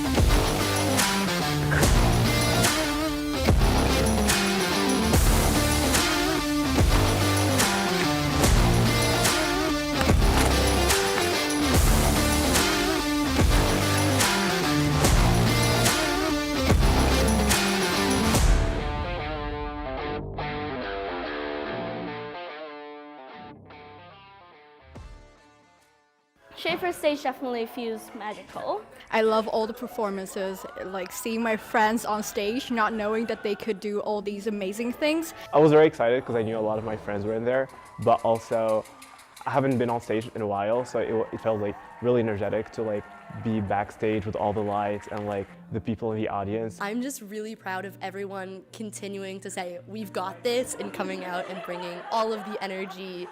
It was great. There were so many performances, amazing performances. I was like, wow, this is amazing. Like, you don't really see this everywhere. I think the reason why I'm doing it is just like I really love theater, and I just like all kinds of work involved in theater. I just feel like so happy to be here, and I just like feel so happy to be like included in the group, and I've never expected that happen.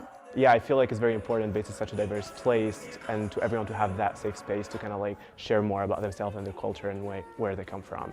The more we have these opportunities for highlighting our multidimensionality as students, as faculty, as staff, the better. I think my favorite part was definitely watching everyone else's pieces. Like it was very powerful. Everything just came together at the end, and it works like magic. We're all just so passionate about friendship, about cultures, about being on stage, having fun, and I think it's interesting to see how a student-run events was just held together by love and passion. It's really cool.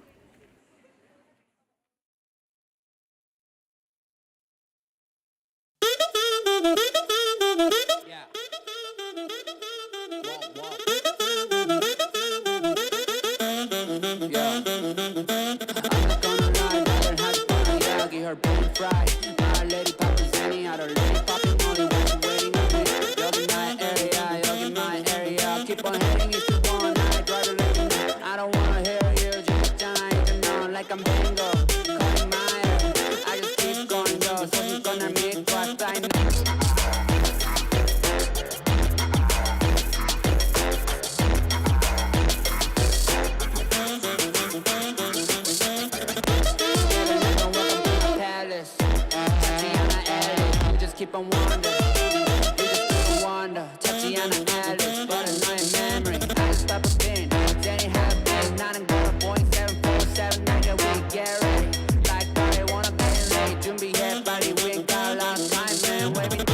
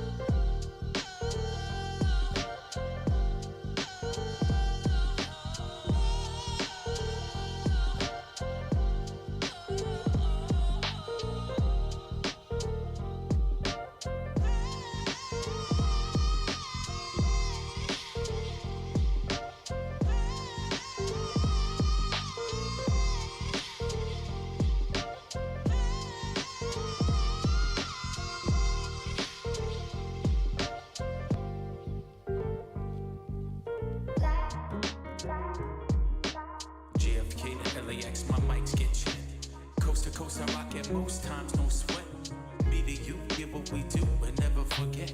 Now's the time, fall out of line and take your first step. Feet, five, four, fun. I smell hip hop and I want some. And I spy with my little eye 2 turntables, spin a record so fly. Fly like an eagle or soar like a pigeon. Lay it on thick, could give you just a smidgen. A little devil do you, all you have to do is listen. Music be the movement, everybody on a mission.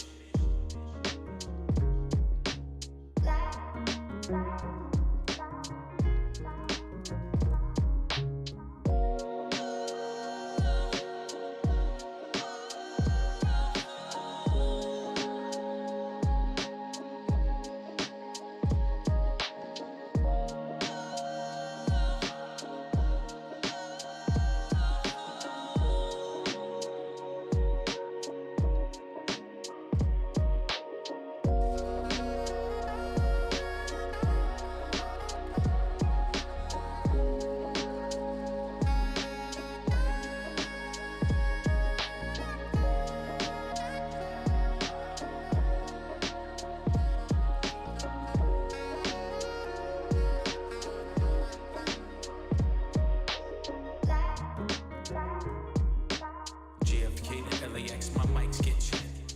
Coast to coast, I rock it most times, no sweat. Me to you, give what we do and never forget. Now's the time, fall out of line and take your first step. Feet, 5, 4, fun. I smell hip hop and I want some. And I spy with my little eye 2 turntables, spin a record so fly. Fly like an eagle or soar like a pigeon. Lay it on thick, could give you just a smidgen. A little devil do you, all you have to do is listen. Music be the movement, everybody on a mission.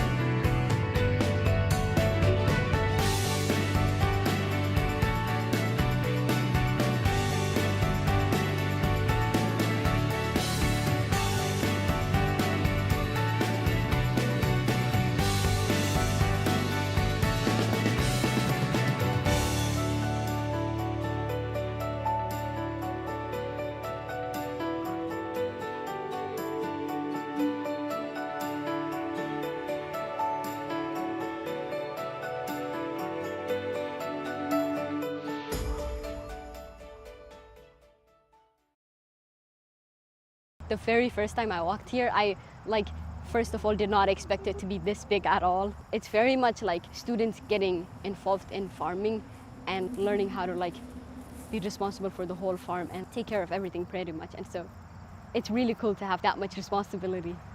You can just connect with anyone from the gardening club or from the eco-reps, and they'll tell you everything you need to know about sustainability at Bates and ways you can get involved in it.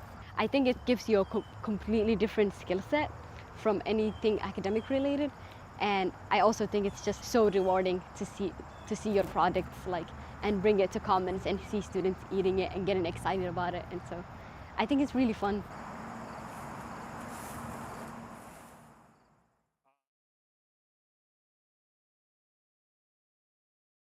Tonight is Trash and Show, which is very exciting. It's an annual show that the eco-reps put on in collaboration with Dining, and it's basically a chance for students to create really cool outfits out of trash and then model them as if they were in a real fashion show. I was definitely very nervous. It helped that I went to Harvest Dinner before with my friends. They hyped me up. I finally get to do it, and it's going to be in person, and I get to have somebody else model for me. It's so exciting to be back. It was so cool to be part of such a big Bates tradition. This sort of thing is why I came to Bates. It's investment in sustainability, and also putting on a bunch of trash to walk down a runway. That's so cool and so fun. It was definitely one of my most Bates iconic nights.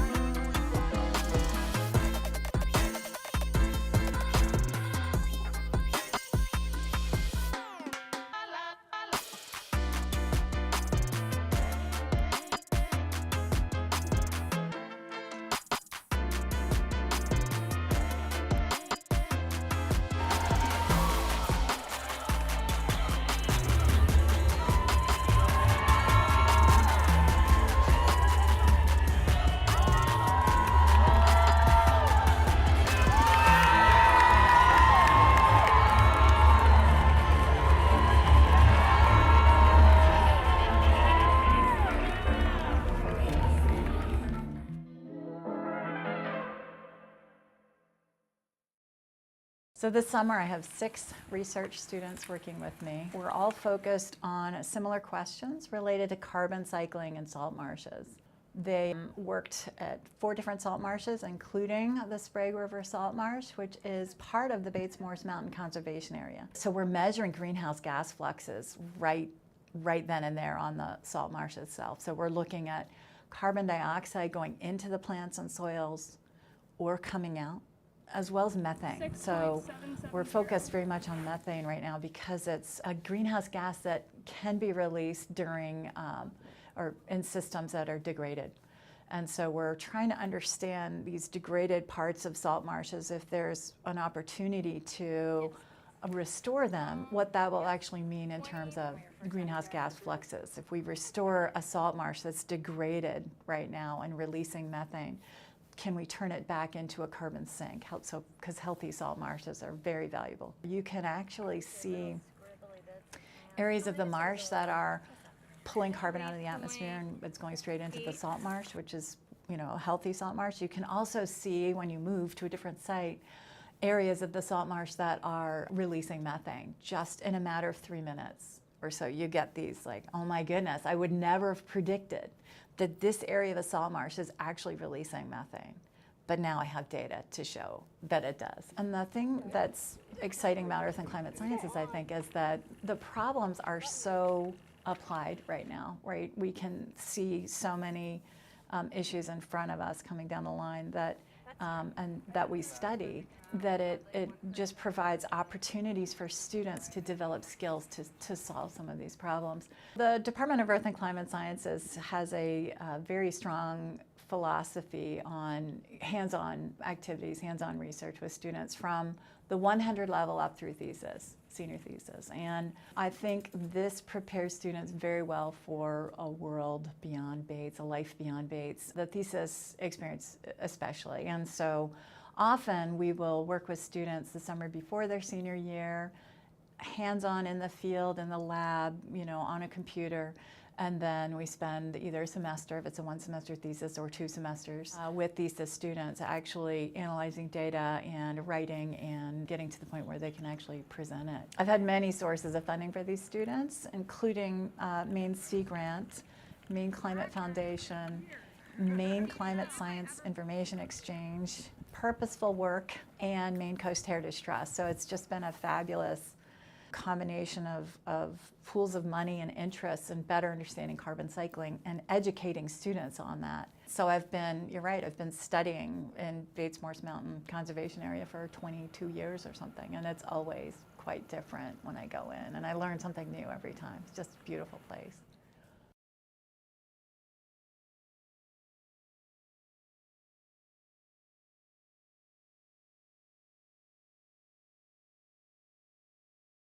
It's a great day to be a Bobcat. The cross season's starting. It's a great day to be a Bobcat. I love the people here at Bates. Because of the Center of Purposeful Work and the amazing support system there. Cheesecake key lime bars! Because I'm with my friends! Because I'm going skiing at Lost Valley later with my ski club. Because it's a beautiful day outside! Because Garth is back. Because of all my friends and Professor support on campus. Because I get to eat lunch with my friends. It's sunny out. Because campus looks so pretty under all the snow. Because at Bates you can make great friends. Because spring sports just started. Because the cross started yesterday. Because we're one day closer to spring. Because it's falafel day. Because it's ski season. Because we love the community. Because of the Robinson players. Because I got free presents. Because of the friends. Because of Sunday. Because we have a concert coming up. Because of the ice cream machine. Because we got omelets in commons this morning. Because of the wholesome community. Because I'm a senior. Because of the amazing campus. Because of friends. Because the turf is clear. Because I get to have lunch with my roommate. Because I got to have class with some of my favorite professors. It's omelet day. Because I have no class today. Because you get really good ice cream. Because Bates Rugby exists. Because of the people. And we're interacting with everybody. Because of my professors. Because the Ranch has expanded hours. Because we have 2 NESCAT games this weekend. Because I got practices today. It's a great day to be a Bobcat.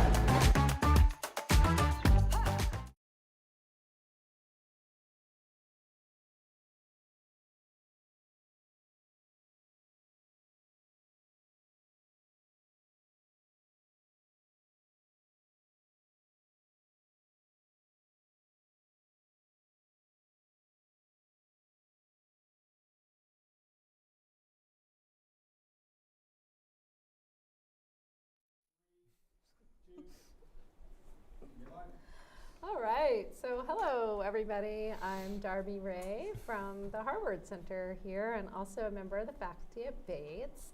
And I'm very excited to be here on It's a Great Day to be a Bobcat, because it is always a great day to be a Bobcat.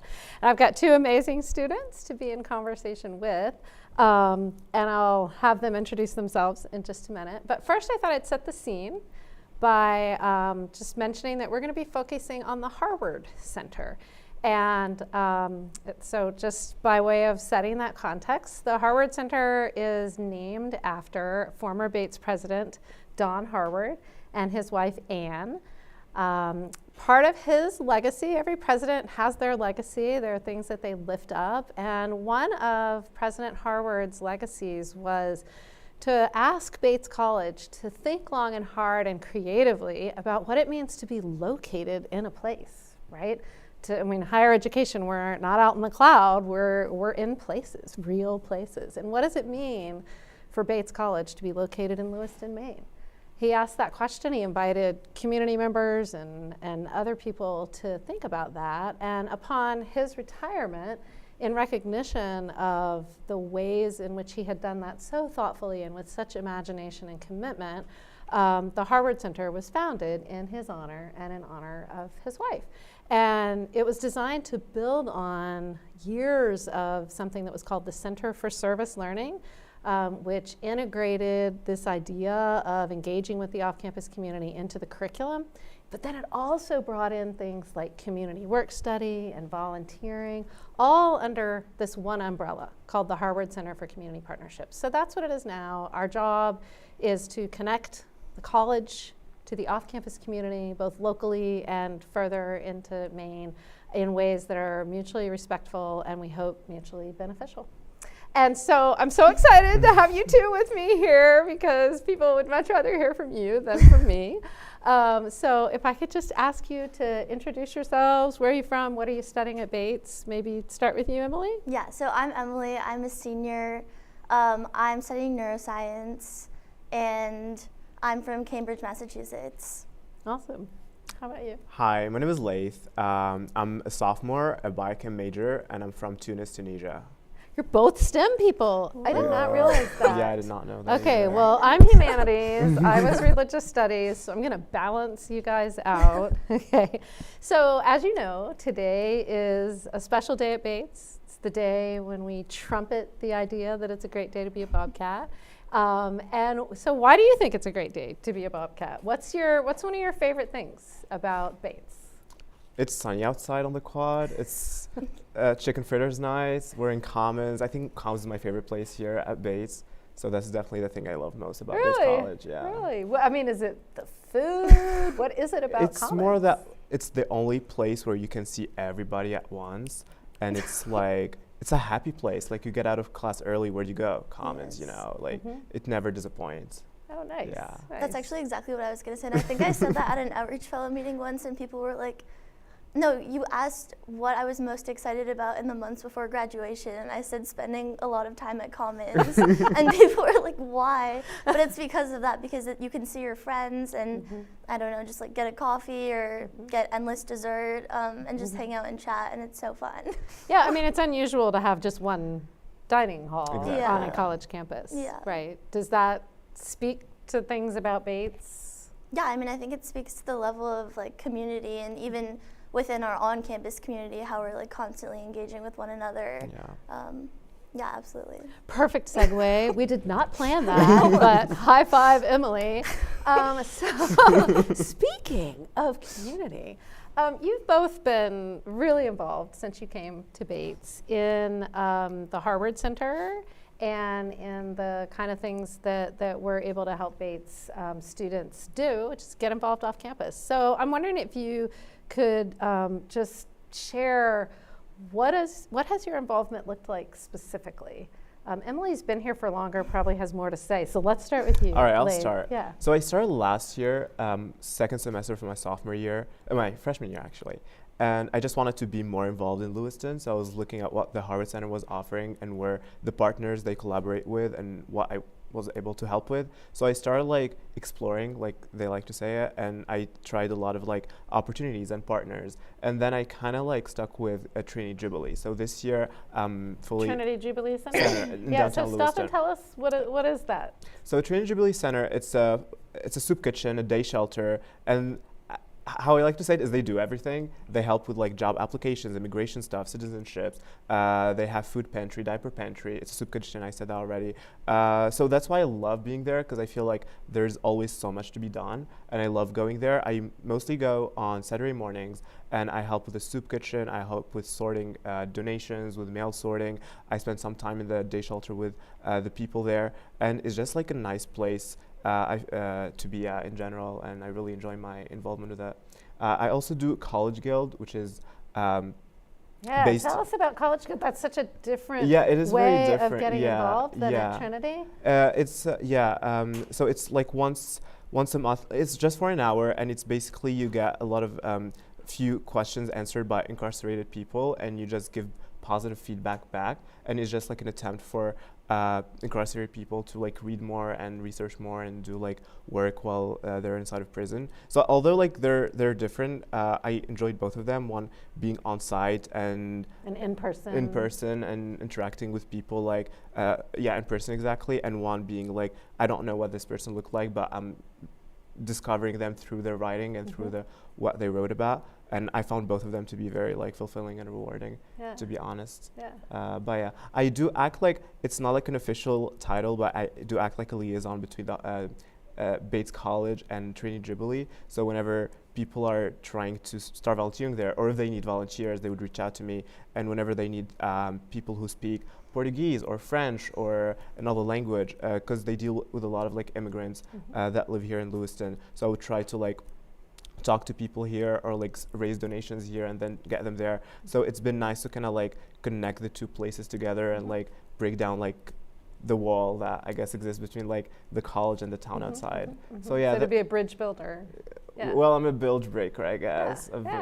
So, and do you speak more than one language? I speak Arabic, French, and English. Nice. So last summer I remember there was like a family that needed translation with Arabic, and they. Now, there are a lot of people in this community who speak both French and Arabic. Especially French. So it's been very nice to be able to interact with the citizen of Lewiston and to be able to help them out as they integrate in their new home. Nice. Thank you. Thanks. How about you, Emily? How have you gotten involved in Harvard Center work or work in the off-campus community? Yeah, so I think the Harvard Center was part of the reason why I chose to come to Bates, a really large part of the reason why I chose to come to Bates. And then actually this time 4 years ago, COVID happened. And so obviously I was completely unsure how that would affect my college experience and what I would be able to do. So was that your very first year? Like, did you come here? Yeah, I came into college before COVID? No. You started Yeah, I started COVID. in 2020. Okay, yeah. And so that year, it took very creative ways of getting involved, but my first year seminar was actually through the Harvard Center. It was called Lewiston, A Local Lens on Global Issues, and that class was taught by Sam Boss, who used to work at the Harvard Center. And one of the things from that class that has stayed with me all 4 years is I got connected with the activities coordinator at Clover Healthcare, which is a nursing home in Auburn. And I did like an interview with her about how COVID's affected the nursing home and like the residents and their socio-emotional health. And that really impacted me. I'd never worked with older adults before, but through that conversation and just talking to her a lot, I really, really wanted to get involved. And obviously it was so hard because of COVID. But so when you conversed with her, it was probably like over Zoom. It was over Zoom, yeah. Okay. And virtual. I think I tried to come in like spring of my freshman year, but then they had a lockdown and it just kept not working out.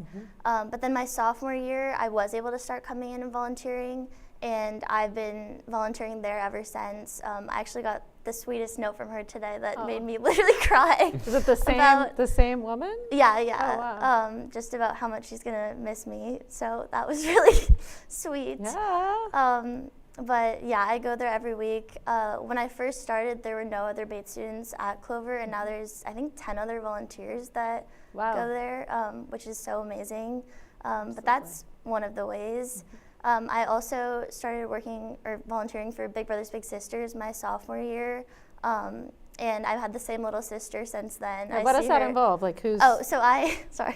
That's all right. I go into Connors Elementary School once a week just for an hour, and I hang out with my little, and we play headbands or gossip, talk about life, and it's just really nice to have like a supportive mentor for her, because a lot of times the kids in the schools don't necessarily have these like supportive adults that are consistently in their life, and Bates students play a huge role in that. I know so many people that are Big Brothers, Big Sisters, or do other type of work in the schools, and that's also been amazing. I still work with her every week.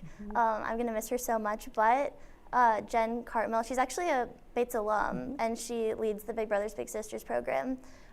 She's done an amazing job at setting up Zooms for the alums to keep talking with their littles. I know of Bates Bigs who stay with their littles for years. I've heard it's of Bates Bigs that have like gone to their littles' weddings, and I'm like, I want that to be me one day. Oh, that's amazing. So yeah, that's another way. Then this year I got involved as a community outreach fellow. What's that job? Yeah, so that's basically, I think it's 10 students. I'm not exactly sure how many, but right. 10 students are part-time staff members at the Harvard Center, and we help connect Bates students to the off-campus community. We're each in charge of a different program. And so my program is working with Blake Street Towers and Meadowview Park, which are 2 low-income housing communities, and we serve brunch there every Sunday. And I usually have like between 10 to 20 students come to every brunch, and it's such a fun time. So you guys cook together? We cook together, we play games with the residents, we just hang out, and they always clap when we come in, and they want hugs when we're leaving, and it's so fun. We're going on Sunday. But that's also been awesome. And then this year I've also gotten involved more in like the activism side, and particularly with gun safety activism. And this last week I actually organized 13 other students to go testify at the State House, which was a really wild and cool experience. Yes. So yeah. Awesome. Yeah. Well, such a wonderful span of things that you're both involved in, and then when you think about your peers, there's so many other opportunities, right? So many other ways. I think that Bates's location in Lewiston and Auburn offers such rich opportunities. Yeah. So when you first came to Bates, you got connected because you took a first-year seminar. Yeah. You got connected through a particular program that you were part of, right? The Bonner Leader program, or were you a late comer to that program? I kind of sneaked myself into Tell me about the Bonner Leader program and your participation in that. So the Bonner Leader program is a program part of the Harvard Center that has, I think, between 5 and 6 people for each year. And how I like to describe it is like a support mechanism that the Harvard Center offers, and it offers a lot of like structure and guidance to your community work. So basically, Ellen and Ronan, who are our 2 supervisors, they're the one who like are kind of mentors throughout our like community engagement experience, and they and we have like these weekly bi-weekly meeting with our cohort and with all Bonners where we reflect on the work that we do as Bonners, and we get to hear what each other people are doing, our peers are doing in the community, and to reflect on our own work, and we share ideas like that. And there is a lot of like personal relationships that happen in there. So how I started, so first semester of my freshman year I did not do much, but then it's okay. You're like trying to learn Bates. Exactly. You can do that. But then second semester I really wanted to get involved. So I started to like register for a lot of things, and then I started like reaching out to Ellen Alcorn at the Harvard Center, and I started like having these random like weekly Zoom meetings with her. Like I would reach out, be like, hey, I'm gonna call you in a week and tell you what I did this week. And she was like, yeah, sure. And then after like 2 weeks or 3 weeks, she was like, I would like to offer you a position in the Bonner program. And of course, like I accepted it. So I became part of the Bonner program, and it's been amazing. So from then on out, you have like 4 years of weekly engagement off campus, and then these sort of mentoring and reflection experiences on a regular basis. Exactly. That's wonderful. It's been great. Yeah. I mean, so you're not in the Bonner program, but you have joined lots of other programs that probably also kind of invite you to reflect. I think, one of the things that I think makes the work of the Harvard Center so significant in the lives of students, because we hear from students all the time about how transformative these experiences are. Most students who come to Bates have volunteered before, but they come here and they often say, this is different than what I did before. You're both nodding. Like, how is it different? What's different about, maybe turn it over to you. Yeah, I think it kind of speaks to the Harvard Center's philosophy on giving back to your community, in the sense that in high school it's a lot about service and we're giving to other people and serving the less fortunate. Yeah, that kind of idea. And here I mean, one of the first assignments in my FYS was like reflecting on what we did in high school, and like thinking about how we want that to change in college. And a lot of that is through the idea of like engaging with your community, that it's a two-way street, it's a mutually beneficial relationship. You're getting a lot out of the experience. You're not just like giving to someone else.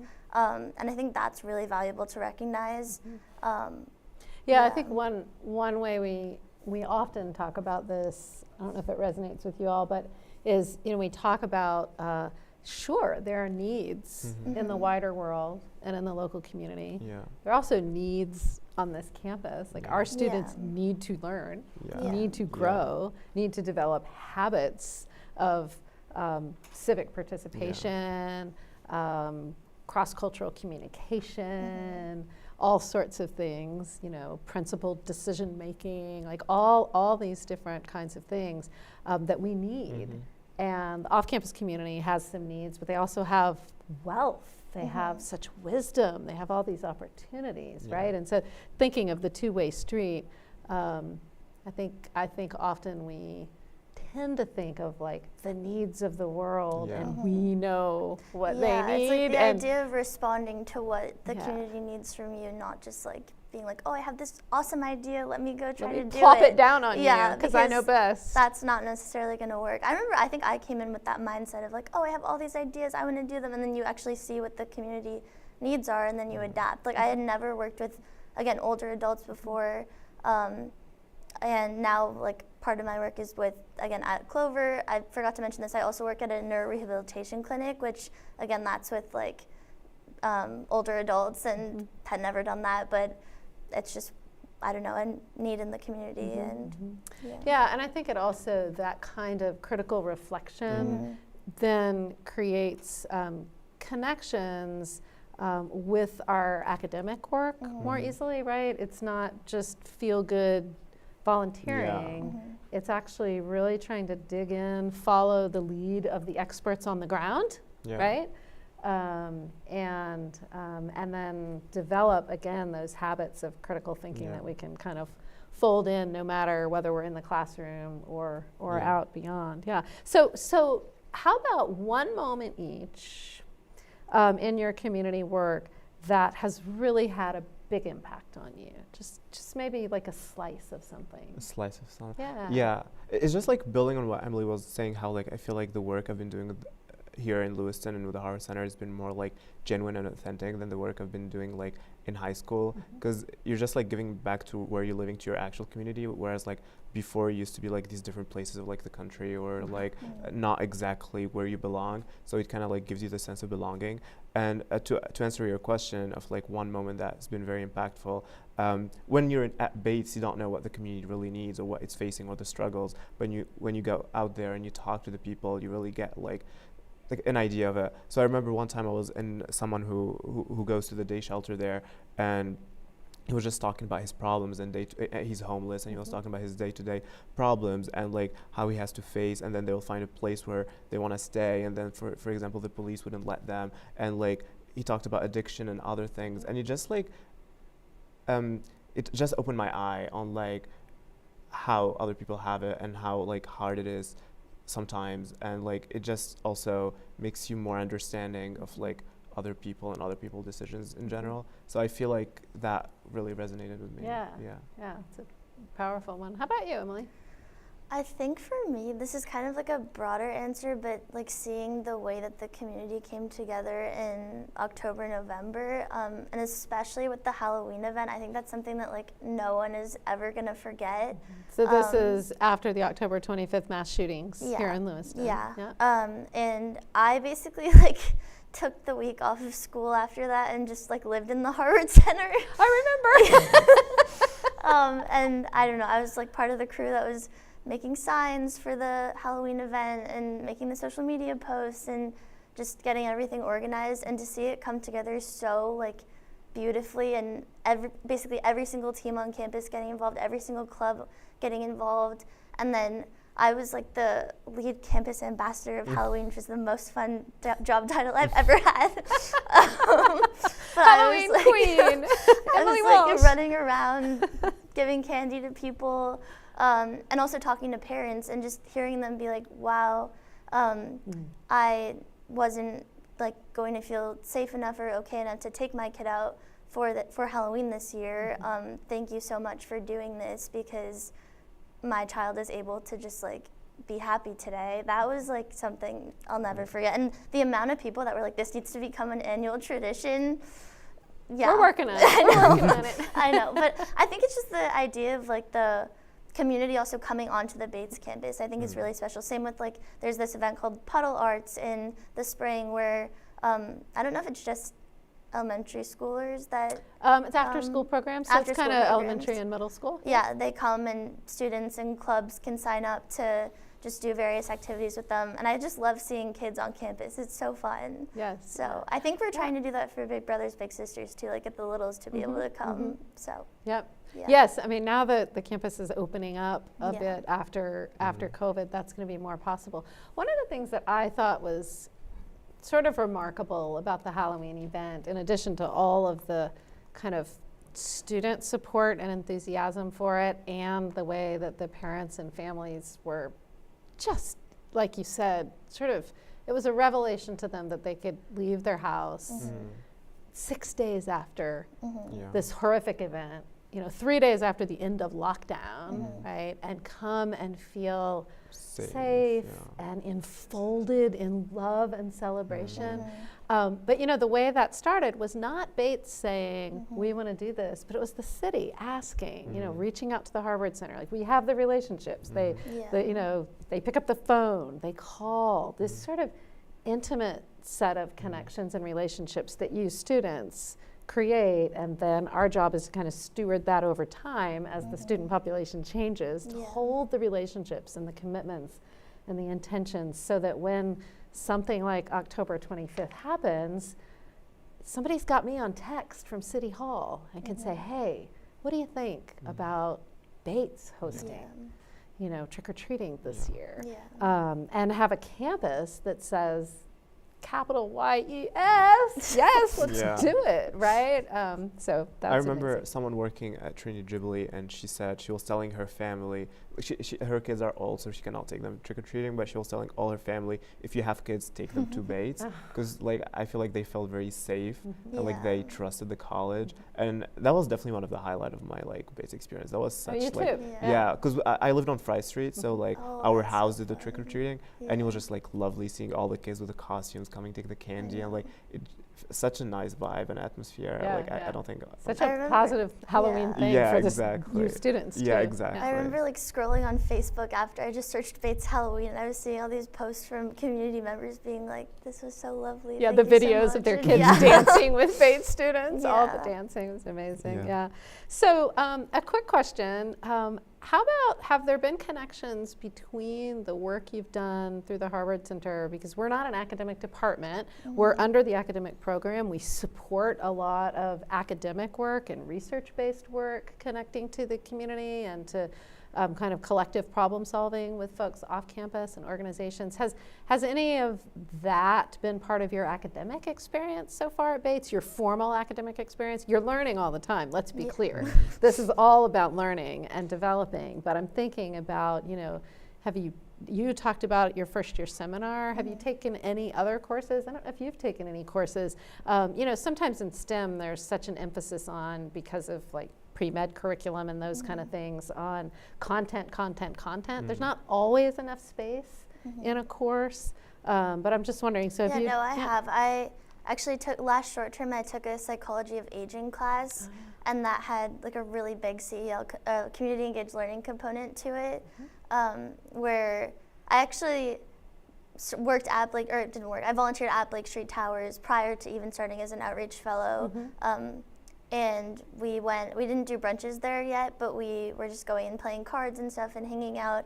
And then we would do written reflections on our community engaged learning experience. And throughout that entire class, we were, again, learning about the psychology of aging and learning how to do interviews with older adults, life story interviews. And that was a really, really cool experience. And I know some people through that class decided to keep on volunteering at Blake Street Towers because they enjoyed this community engaged learning component that was initially just part of the class curriculums. They just decided to keep running with it. Yeah, that's a great example of a model of community engagement where you go every week and your engagement becomes like a text in the course, in the same way that you have other texts that are assigned, except this is the text of your experience.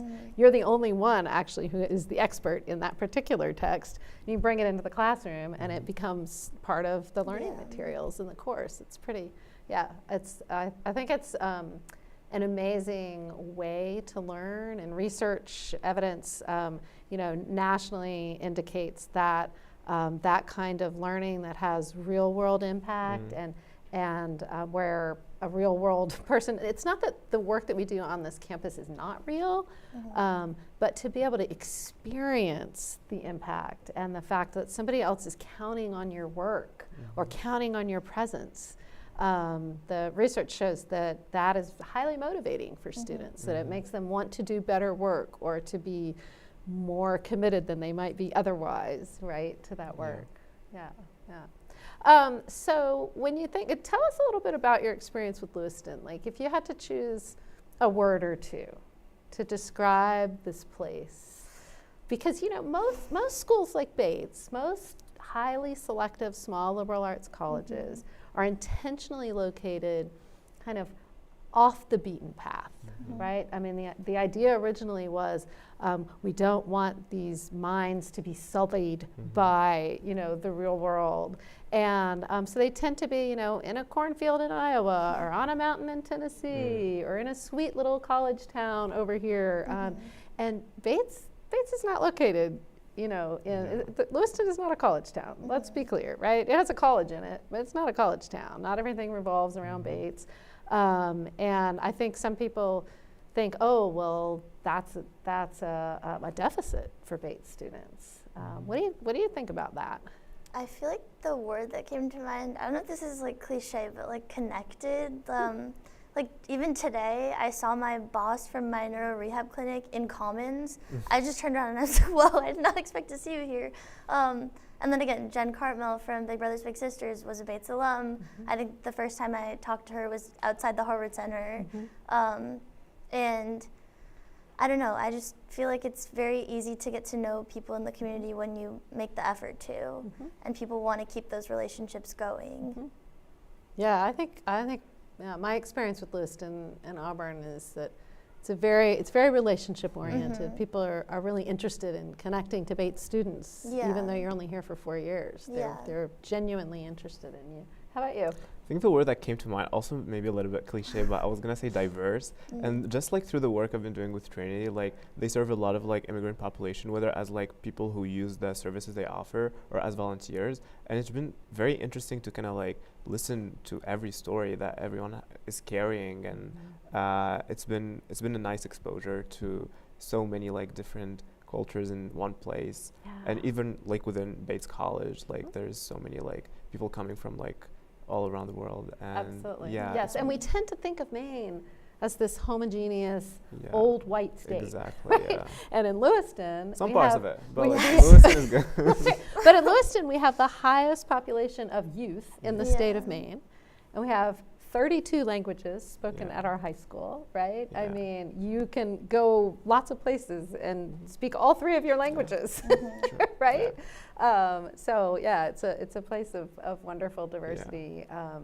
And I think, as both of you have articulated, also a place of belonging, right? Like we experience, most people, Bates as a place of belonging for students, but I feel like you guys are articulating something that I see through the Harvard Center all the time, which is that the off-campus community becomes a really powerful place of belonging for many, many Bates students in ways that don't duplicate what's happening on campus, but actually expand and enrich the education. I remember when I came back, so I studied abroad in the fall of last year, and when I came back, I was kind of just like disappointed with the lack. I mean, when you're abroad, you're always doing something different, traveling all the time, doing all these crazy things. Then you come back and you're like settling back into a routine, and it was a pretty big change.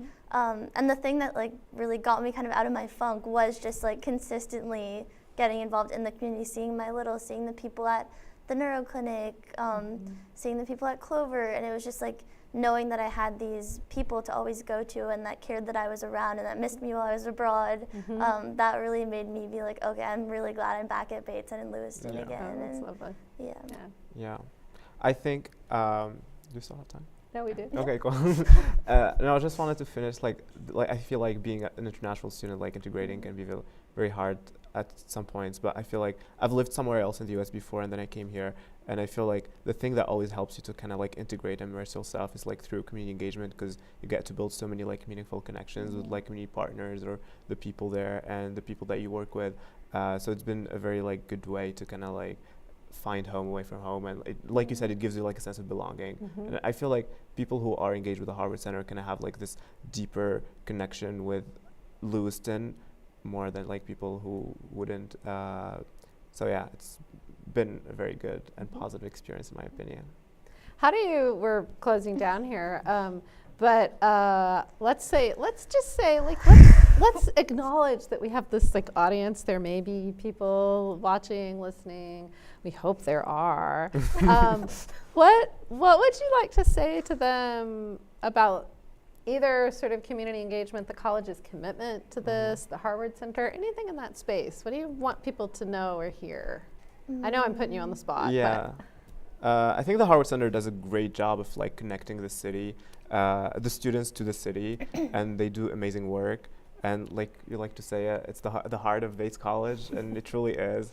So yeah, believe in the Harvard Center and donate to the Harvard Center. I'll pay you later. How about you, Emily? I was gonna say, I feel like there's like so much that just goes on behind the scenes that doesn't necessarily get like media coverage or anything like that. And there's people doing super cool things, super awesome things every single day, things we haven't even briefly touched on, and just be proud because it's an awesome place. That's great. Thank you so much. Well, thank you everybody for spending this time with us. Laith and Emily, thank you very much for taking time out, and thank you for your work. I think you know, you're an inspiration to your peers. I will say that you're two students. It could have been hundreds others in your seats, right? Because it is such an important part of the Bates experience. But it also takes people willing to be a Bonner leader, people willing to be an outreach fellow, to sort of show your peers how much meaning there is in this work. And I think also to you know, impress upon the wider Batesverse that this is a key part of the Bates education, worth celebrating, worth investing in, worth supporting. So yeah, thanks everybody. Thank you so much. Bye-bye.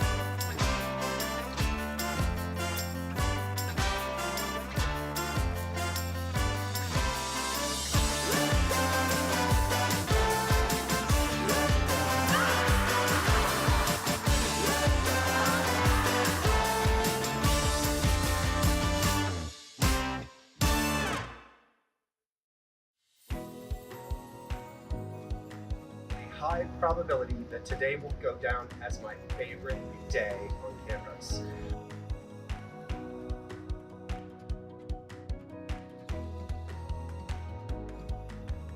You can hide out if you need to make a call, review your notes, or have a mindful few minutes.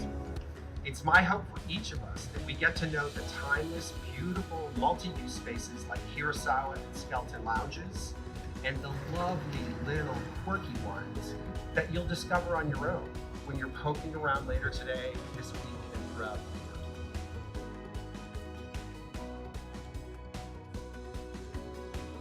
There's great pragmatic sense in having the offices of campus life, the Dean of Students, the Office of Intercultural Education, the Center for Purposeful Work, Residence Life, and the Den all in one building. There are so many spaces available for students to meet with each other as part of a club or a class, as a member of the Res Life team, or when they participate in Green Dot training. You'll also see there is top shelf technology in many rooms thanks to the ILS team.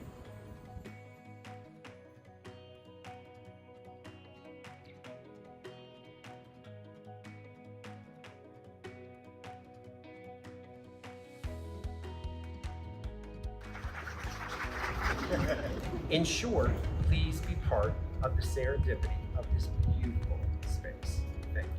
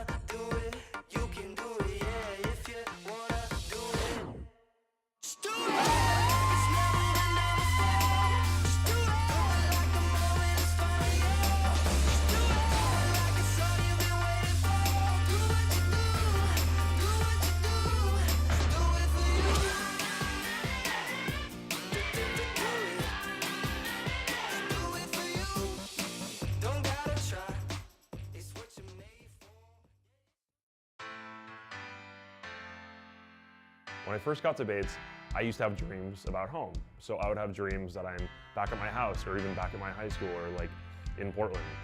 It honestly, like up until pretty recently, but what I've noticed towards like the end of my junior year is that instead of dreaming about Portland or my house back home, when I'm home, I now dream about Bates.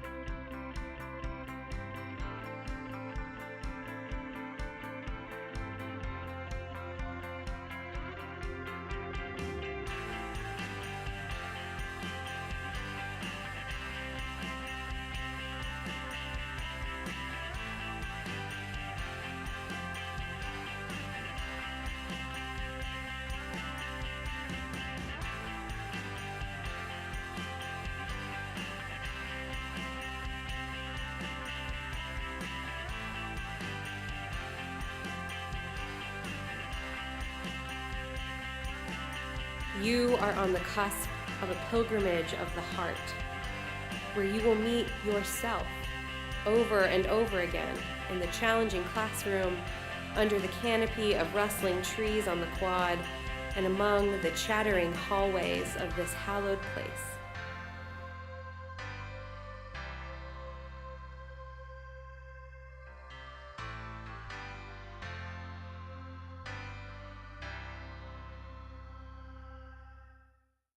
know, knitting for me is just like an excuse to slow down, do something tactile, disconnect, and also enter that like state of flow where things just like time goes out the window, like who's around me goes out the window. It's just me and like the knitting. One of those feelings that just doesn't compare to anything else. Compared to all the other clubs here, it's very low stress, and it's very much just like a place where you could sit around and just talk to people and catch up.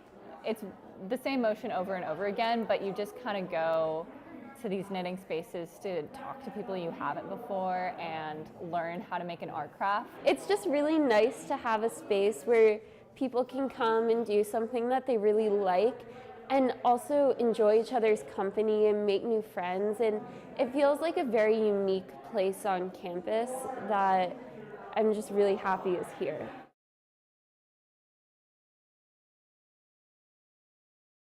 Welcome to the Bates College Store.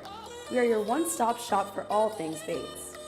Owned and operated by Bates College, we are located in Calparis Hall and are open 24/7 at store.bates.edu. All orders are fulfilled right here in Lewiston, Maine. We have branded merchandise for everyone: adults, kids, toddlers, infants, and of course, pets.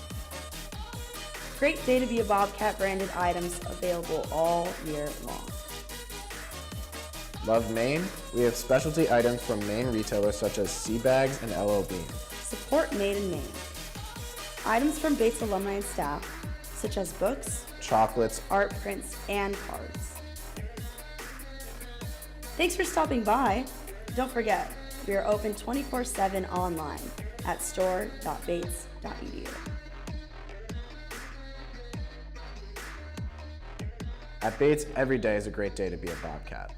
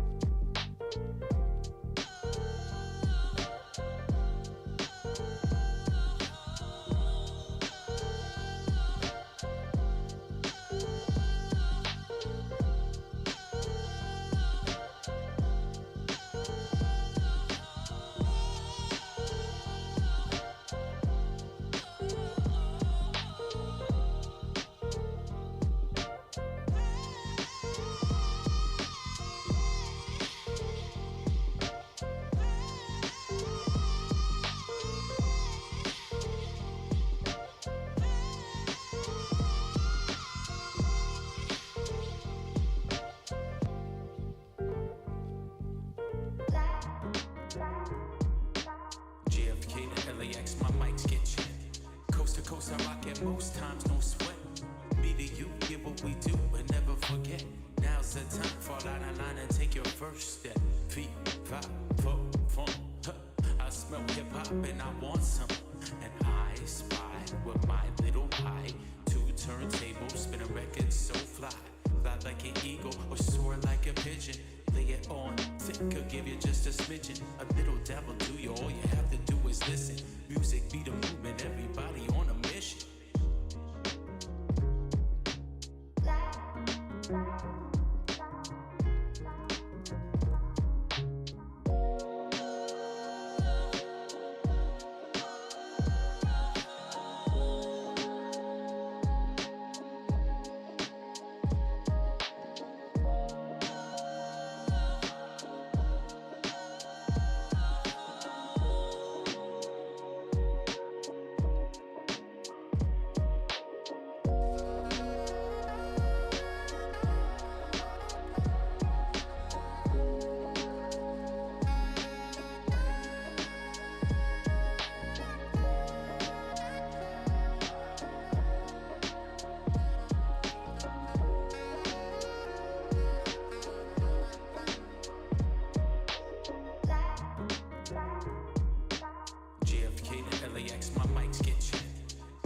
I rock it most times, no sweat. Be the you, get what we do, and never forget. Now's the time, fall out of line and take your first step. Feet, 5, 4, fun. I smell hip hop and I want some. And I spy with my little eye. 2 turntables, spin a record so fly. Fly like an eagle or soar like a pigeon. Lay it on thick, could give you just a smidgen. A little dabble do you, all you have to do is listen. Music be the movement, everybody on a mission.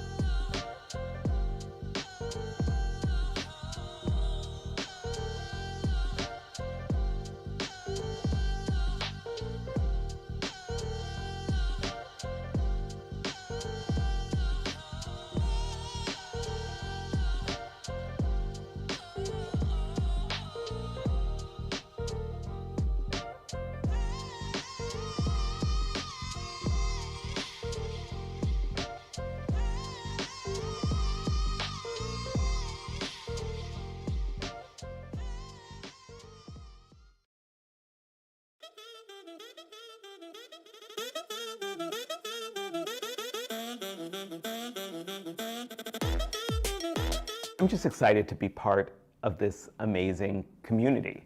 It's an active community, a community of learners. It is a place that emphasizes kindness and warmth, but academic rigor. It's all the things we want in a great liberal arts college. It's what people say about Bates. When I was named as the next president, of course, I started talking to people, and people would say, oh, my friend went to Bates, my nephew went to Bates, I met people who went to Bates, and all of them talked about how wonderful the experience that they had at Bates was. I think that that's something that's really stuck with me. I have two favorite places on campus so far. The first is Muskie Garden. It is like a little hidden gem in the middle of campus, and it's so serene and pretty, but yet still connected to the life of the campus. So that's one place. And the second place is actually Commons.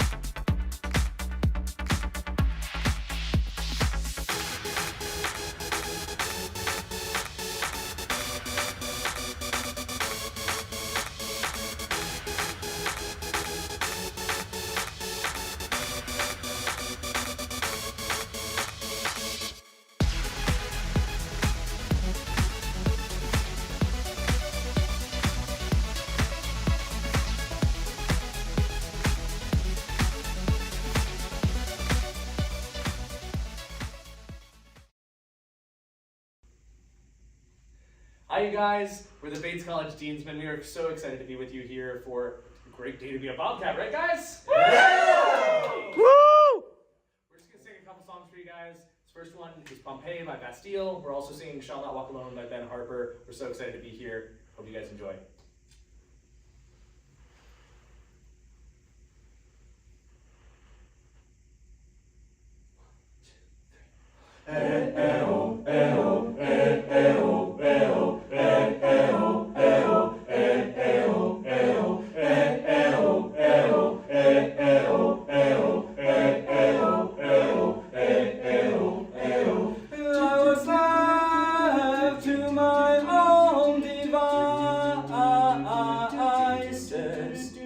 Many days far away with nothing to show, and the world kept tumbling down in the city that we love. Gray clouds roll over the hills, bringing darkness from above.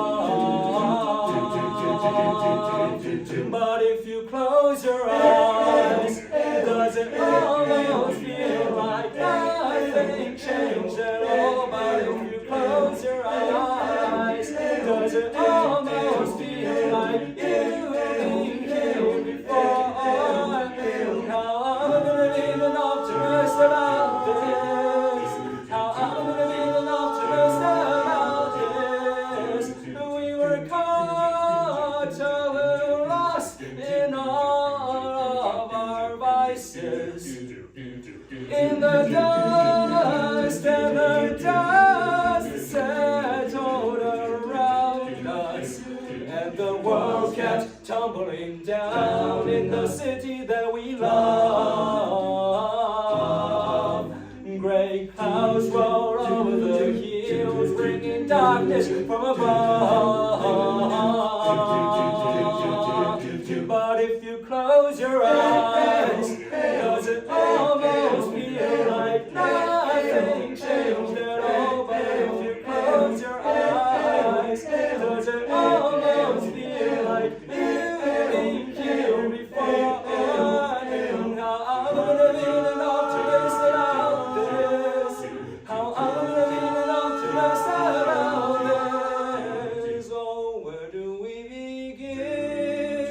The road our sins. Oh, where do we begin? The rubble our sins, and the walls kept tumbling down in the city that we love. Gray clouds roll over the hills, bringing darkness from above. But if you close your eyes, does it almost feel like nothing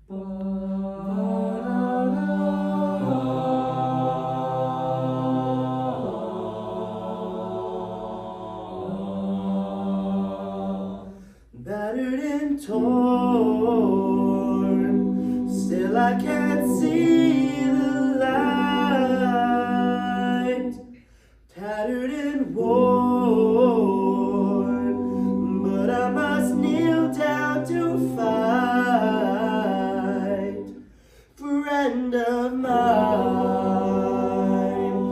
What can we share? I know sometimes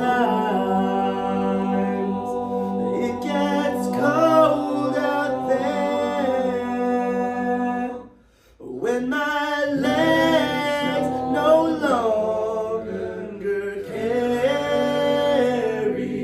and my warm wind chills my bones. I will reach for Mother Mary, and I shall not walk alone. Hope is alive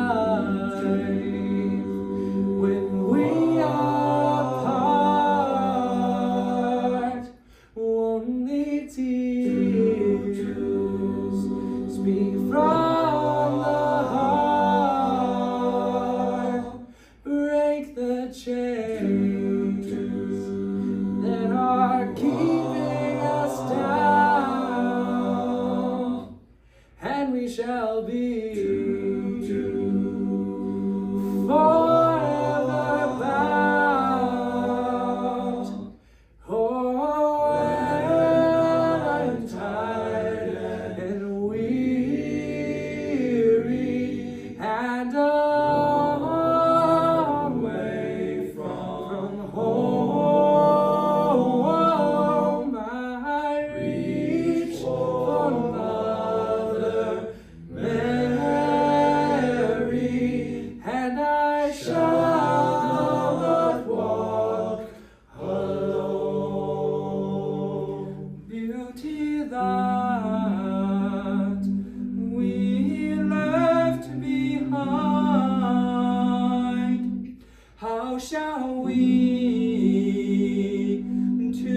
tomorrow find? Set aside our wages sin, so that we can live again. When my legs no longer carry, and the warm wind chills my bones, I reach for Mother Mary,